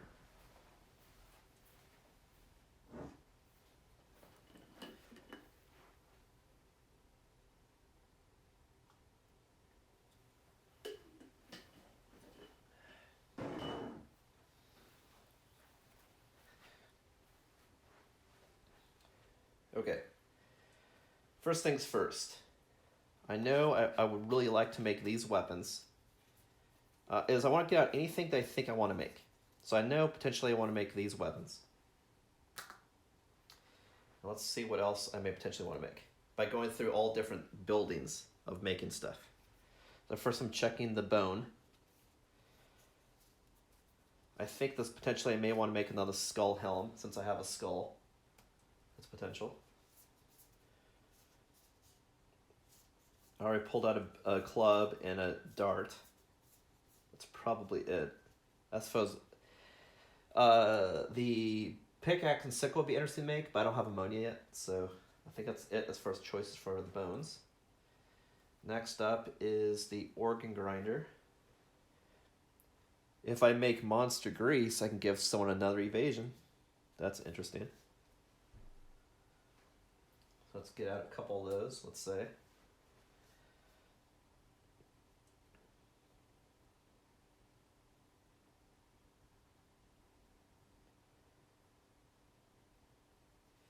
If I do fecal salve, I can have it so I get additional survival if to get to max, but also I can make myself not the target, so I make sure I always can get in close. That's also interesting. Get a couple of those. Dried acanthus. You get +2 survival, and if you ever suffer severe energy, you can ignore it. So that's good if someone also has the skull, so you don't lose it. So that's interesting. Add a couple of those. And then also Monster Necklace is interesting. You gain +1 strength, but even if you have a bonus, you get bonus strength. But you can, out the gate, get another strength. Also interesting. Alright, so that's those. A lot of choices. Alright. Next I'm going to look up is the Skinnery. I already have some with bandages. I don't think I need 2.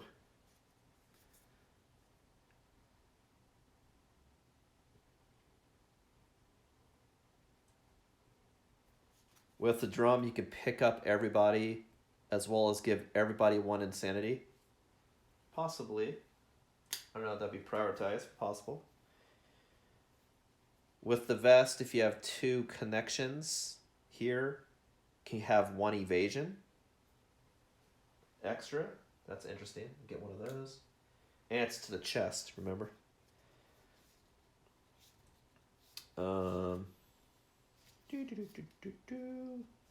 This one's good if you have a connection, because then as an action, I can choose 2 AI cards, see what they are, and put them in any order to make sure I don't see something. Plus, it could trigger this, and that could trigger this. That's interesting.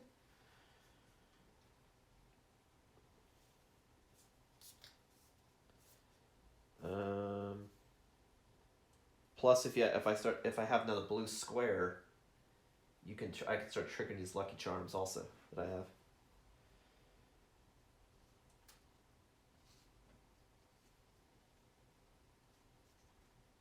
So, like for example, if I give, well, yeah, I'll start with that. And then the last one is the cat stuff that I can make. I could potentially make a lion headdress and a lion skin cloak, because those take particular pieces, so I'll put 1 of each. The lion helm I could potentially make. And the fact that it's a helm piece. And for 1 round, if I do an action, I can give everyone +2 strength until the end of that round. So that's interesting.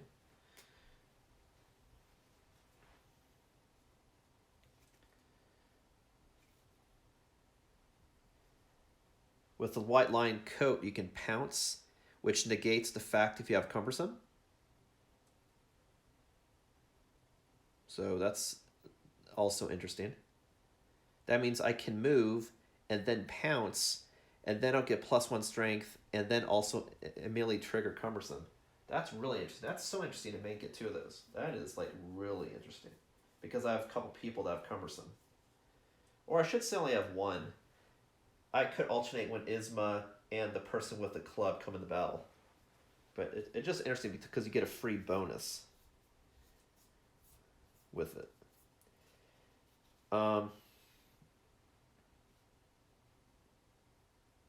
cat clawhead arrows interesting because I can make it easier to hit the monster.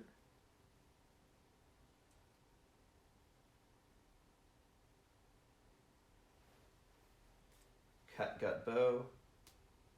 Attack at range. I think I think I already pulled that weapon out because we were looking at weapons earlier. I just didn't bring out the cat arrow. Okay. So we got a lot of choices here. So I think the highest priority right now is the weapon. Because if I don't kill the monster, then I'm doomed if I can't do enough damage at all. Whereas I have options for living. So I think I should go weapons first and then armor.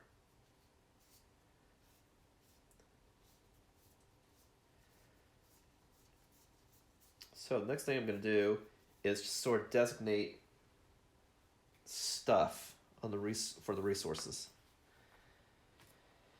And I have 5 more resources than what you see here as well. Okay, so let's do the weapons first. I believe everything else I showed was a trinket or an armor at the end. With the exception of the cat clawhead arrow, I mean. So let's look at those first.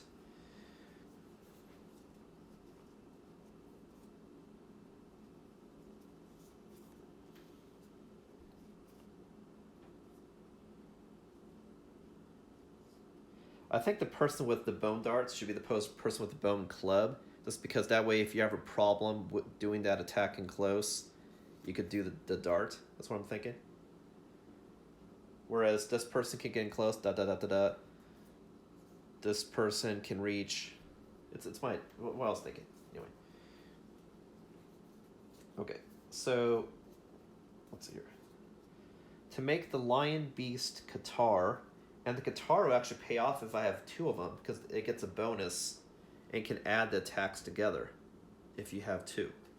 So I'll get a second one also if I can afford it. Oh yeah, the Whisker Harp. That's another good one too. I don't know how I missed that.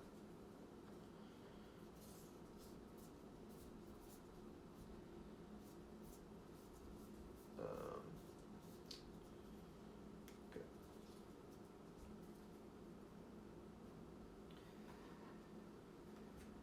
Alrighty.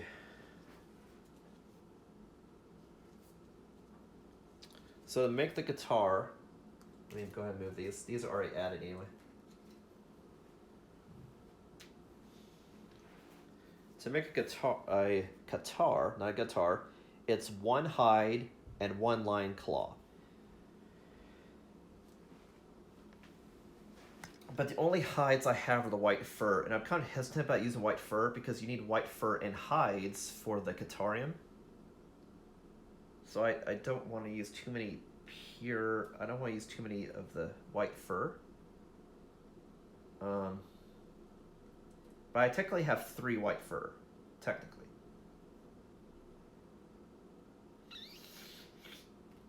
So technically,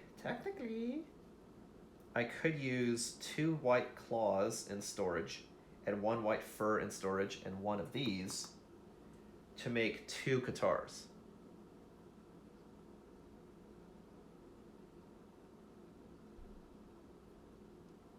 So I think I'm going to do that. So I'm burning a white fur and burning 2 claws here.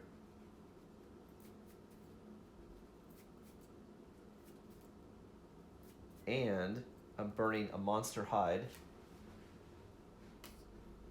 to get 2 Qatars. So now these are acquired. And these are going on Snahavian. So she now has 2 Qatars and a cloth. Okay. Next up is the King's Spear. To make a King's Spear, it takes a lion claw and a great cat bone. But let me see what else takes a great cat bone before I commit to that. So I only have one great cat bone.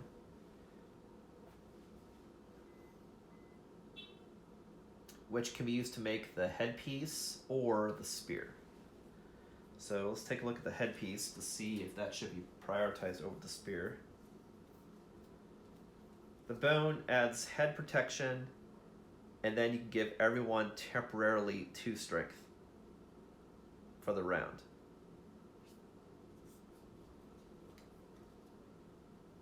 Whereas the spear, you can attack at range. So I think the spear is a better choice. I could be wrong. I hope I'm not.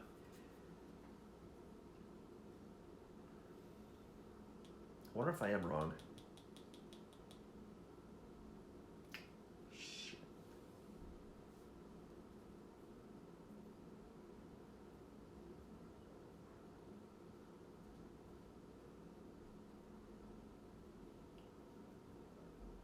What's golden whiskers used for?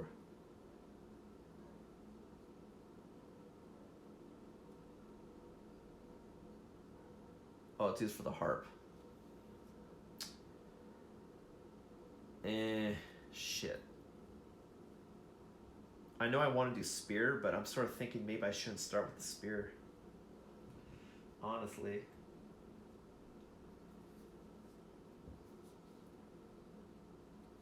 I'll skip that for now. I know I need a ranged weapon. So to make the catgut bow, I need a sinew and a bone.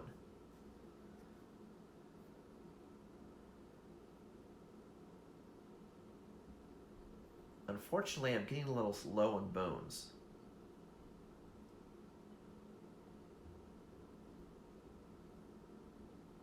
I only have...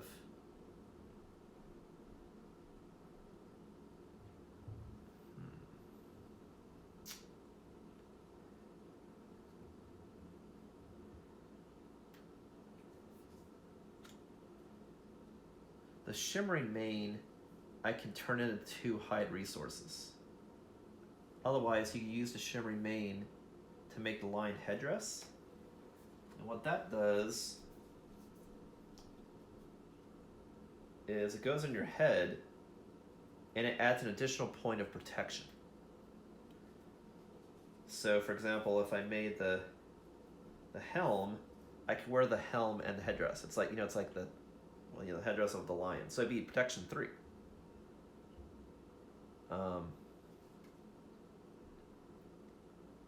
The only catch is it's flammable, so I don't want it to catch on fire.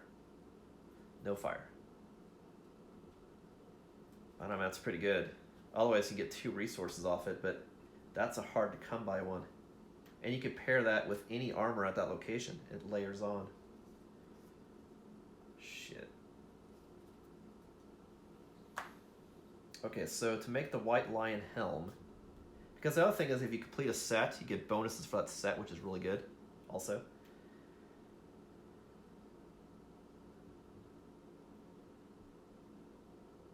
Which, as you see, takes a lot of fur.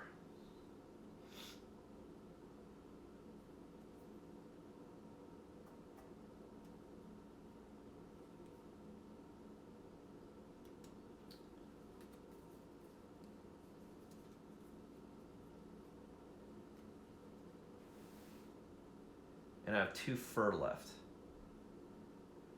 So, to make the helm, that costs 1 great cat bone. So that means I couldn't make the king's spear right now.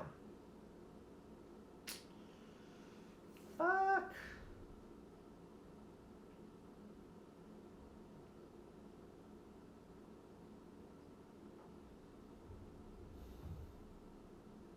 Let's see what happens when I complete the set. There's a set bonus. Let me pull that up. That could influence my decision. One second. I mean, it's not like I could farm the cat to get more stuff. I mean, that could totally happen. That is going to happen. Most likely that's who I'm going to fight next. Not the antelope, but actually the cat, to be honest. Let me pull that up.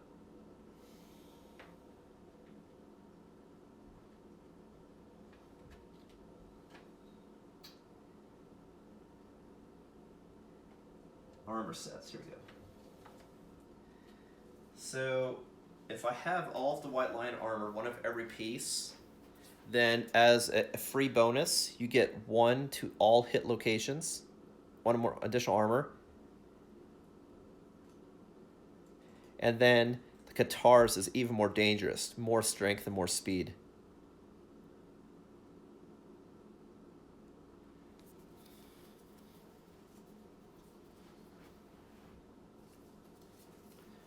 I'll leave this out so I can look at it.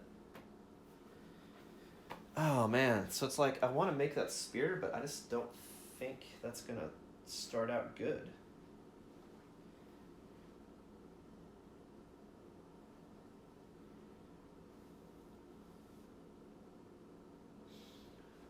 I don't know what to do.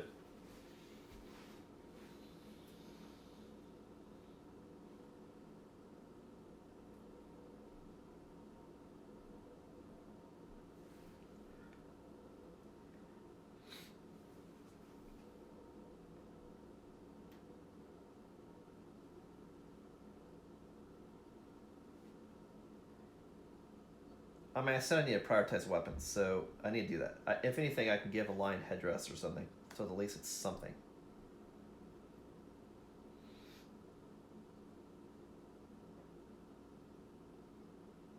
Yeah, I need to make the weapon.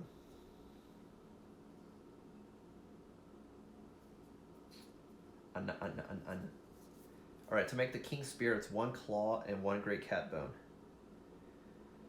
So ditch one of these claws. Great cat bone was in the resource storage. So now I have a King's Spear.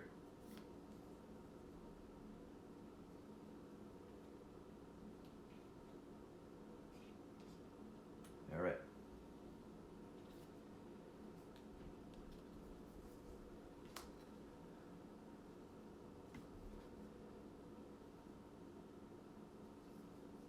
Next up is the catgut bow. To make the catgut bow, I need a sinew and a bone.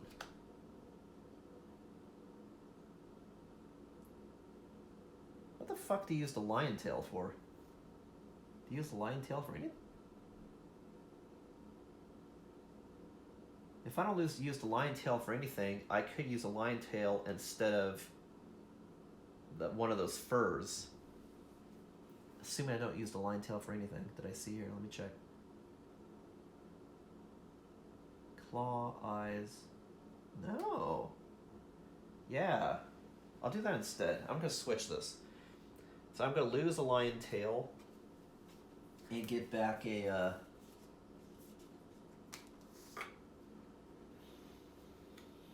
white fur that I used.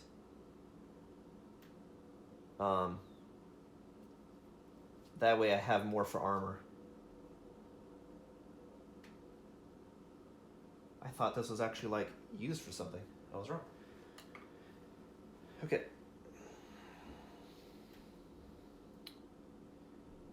Okay, so make the catgut bow. I need a sinew and a bone. So I have to use this and a lion claw, but then if I do that, I don't think I'll have enough for the bone mace, which maybe I don't have enough anyway. Oh, the bone club takes 3 bones. Oh man, I'm way off. Way the fuck off. Not gonna be making that anytime soon. No. That takes a lot. That's why it's good.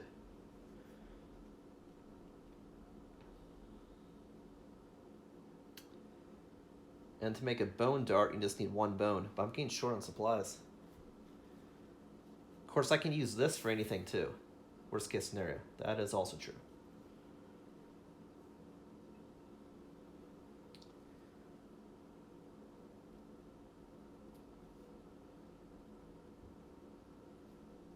Okay.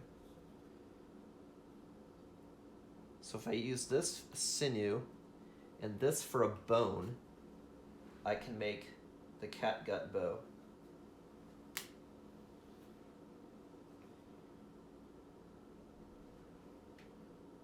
which will go on Dusa eventually, but for the time being, I could have someone else use it.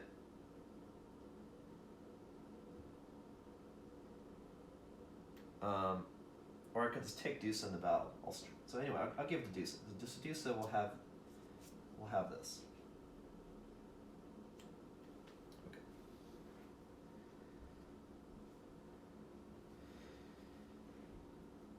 Next up,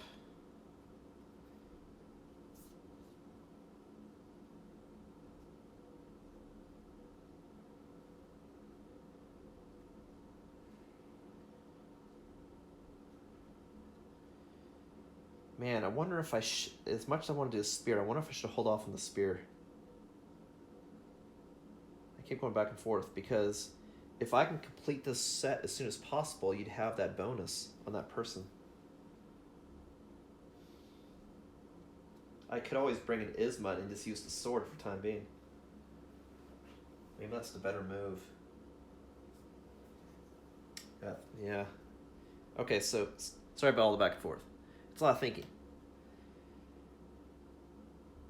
Okay, so if I undo the spear, I get back a lion claw and a bone.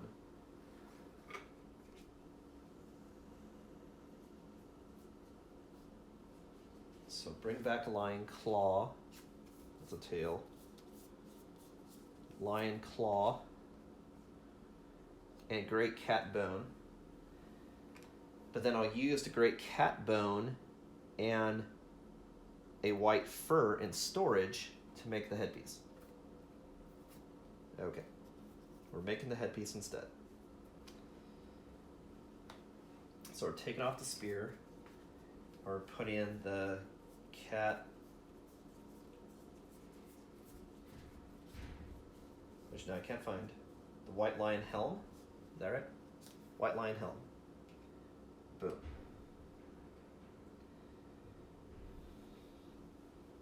Okay.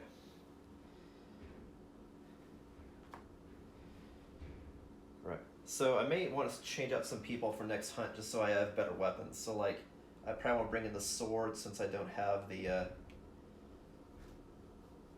spear. And I might want to bring in, I mean, Dusa, I want to level anyway. Yes, so we'll see. We'll see. I said weapons are more important, which is true, but it's like, so are rare resources. So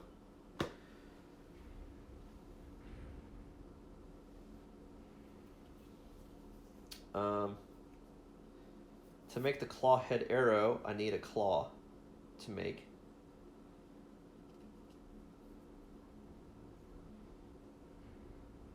So I could ditch one of these claws for the arrow, which I'll give to this person, which almost connects one of the Lucky Charms. And actually, if I move it here, it would connect. But anyway.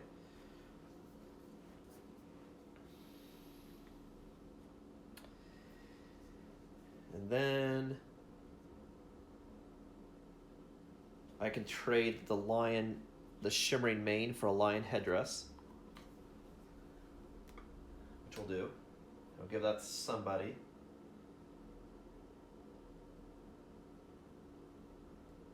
Yeah, we'll give it to the lion person just to keep it themey. Okay.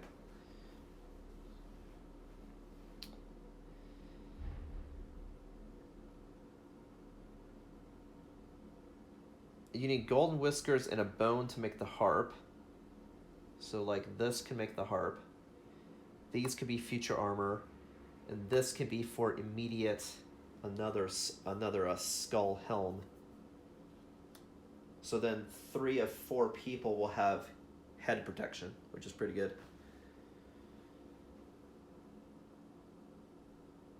And that was here. Two bones or 1 skull for a skull helm. So I'll trade the skull for another skull helm. This one.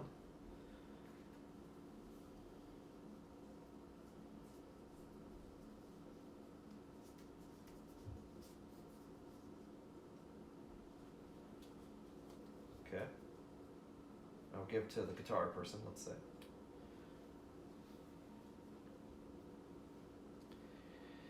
We're gearing up, both blowing through stuff. I have one broken lantern left in storage, one broken lantern here, 2 fur, 2 acanthus, whisker, and a claw.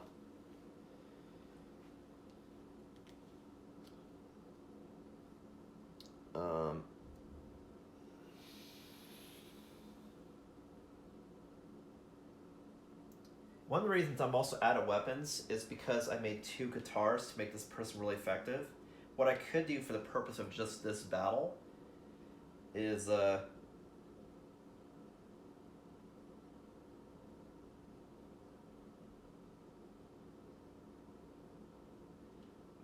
could give 2 different people a guitar, so at least they both have a weapon. So I could definitely do that, just so they have a better thing to fight with. It's not a bad idea. That way I'll have a... Yeah, because this person right now has no weapon. The spear. So it's more like Isma will have this. So I'll have a sword, a bow, and 2 people with guitars, most likely, going into this fight. Which I'm probably going to fight another cat. But anyway, I can use the golden whiskers and one of these bones to make a whisker harp. What that does is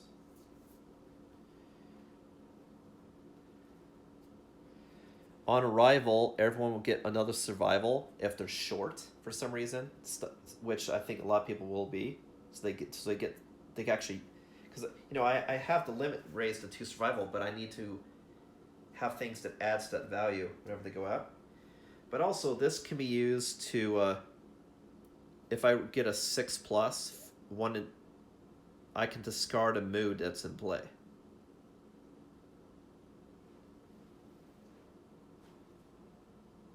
Or I could say fuck the mood, and I can just save up bones and organs to do other shit. Also, this is just a rare piece. This is more common to get, but I know this is rare. It's like I could make it, and there's some really bad moods, so I think I will do that. So to make the harp, it costs 1 golden whisker and 1 bone. So I use a lion claw, and I have a harp. And I'll move this guitar over so this person has something too. Oh, and the harp also connects blue. So actually, if I give the bow person the harp, then she'll get extra luck when firing her weapon. Which currently her luck's 0, so I don't know if that's worth it. It's probably better if I give someone who already has luck. But I'll do that for the hunt, for departing survivors, because this is getting kind of long as far as the strategy I want to buy. I'll do the planning for the hunt and the hunt phase as its own stream. But anyway, it's bought. Okay. So I think I'm gonna save this fur for now because I need hides to complete. I have 2 broken lanterns. And I have 2 acanthus. Those I could use to get some, the thing I showed.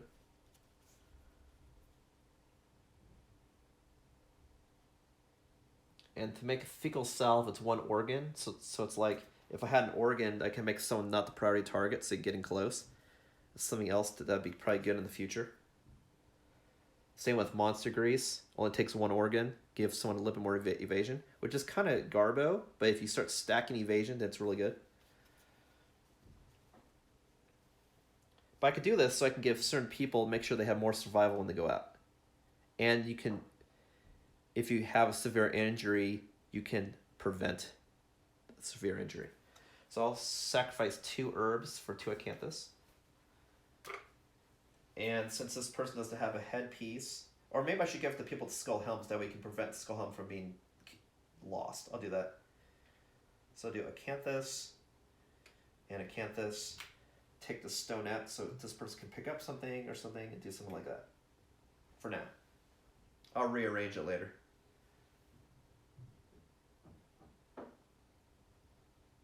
Cool. So I bought stuff. I have some supplies left. So for the end of this, what I'm going to do is I'm just going to archive the resources, and then that'll be the end stream. So during the hunt stream, which will be probably tomorrow, just the hunt phase, I'll plan who I'm sending out and then doing the hunt step. So technically I'm not doing the tail end of the settlement phases because it's part of planning for the hunt. All right. So I have Broken Lantern times 2, and then White Fur times 2.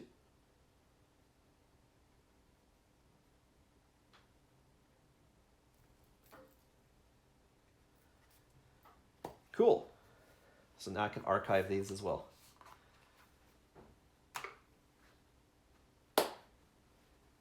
And I've already archived these guys.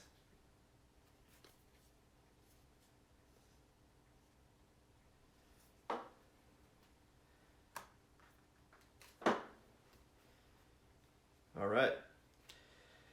Well, that's it then. We got a bunch of goodies. We definitely have more protection and more weapons and more stats, and apparently also some more kids.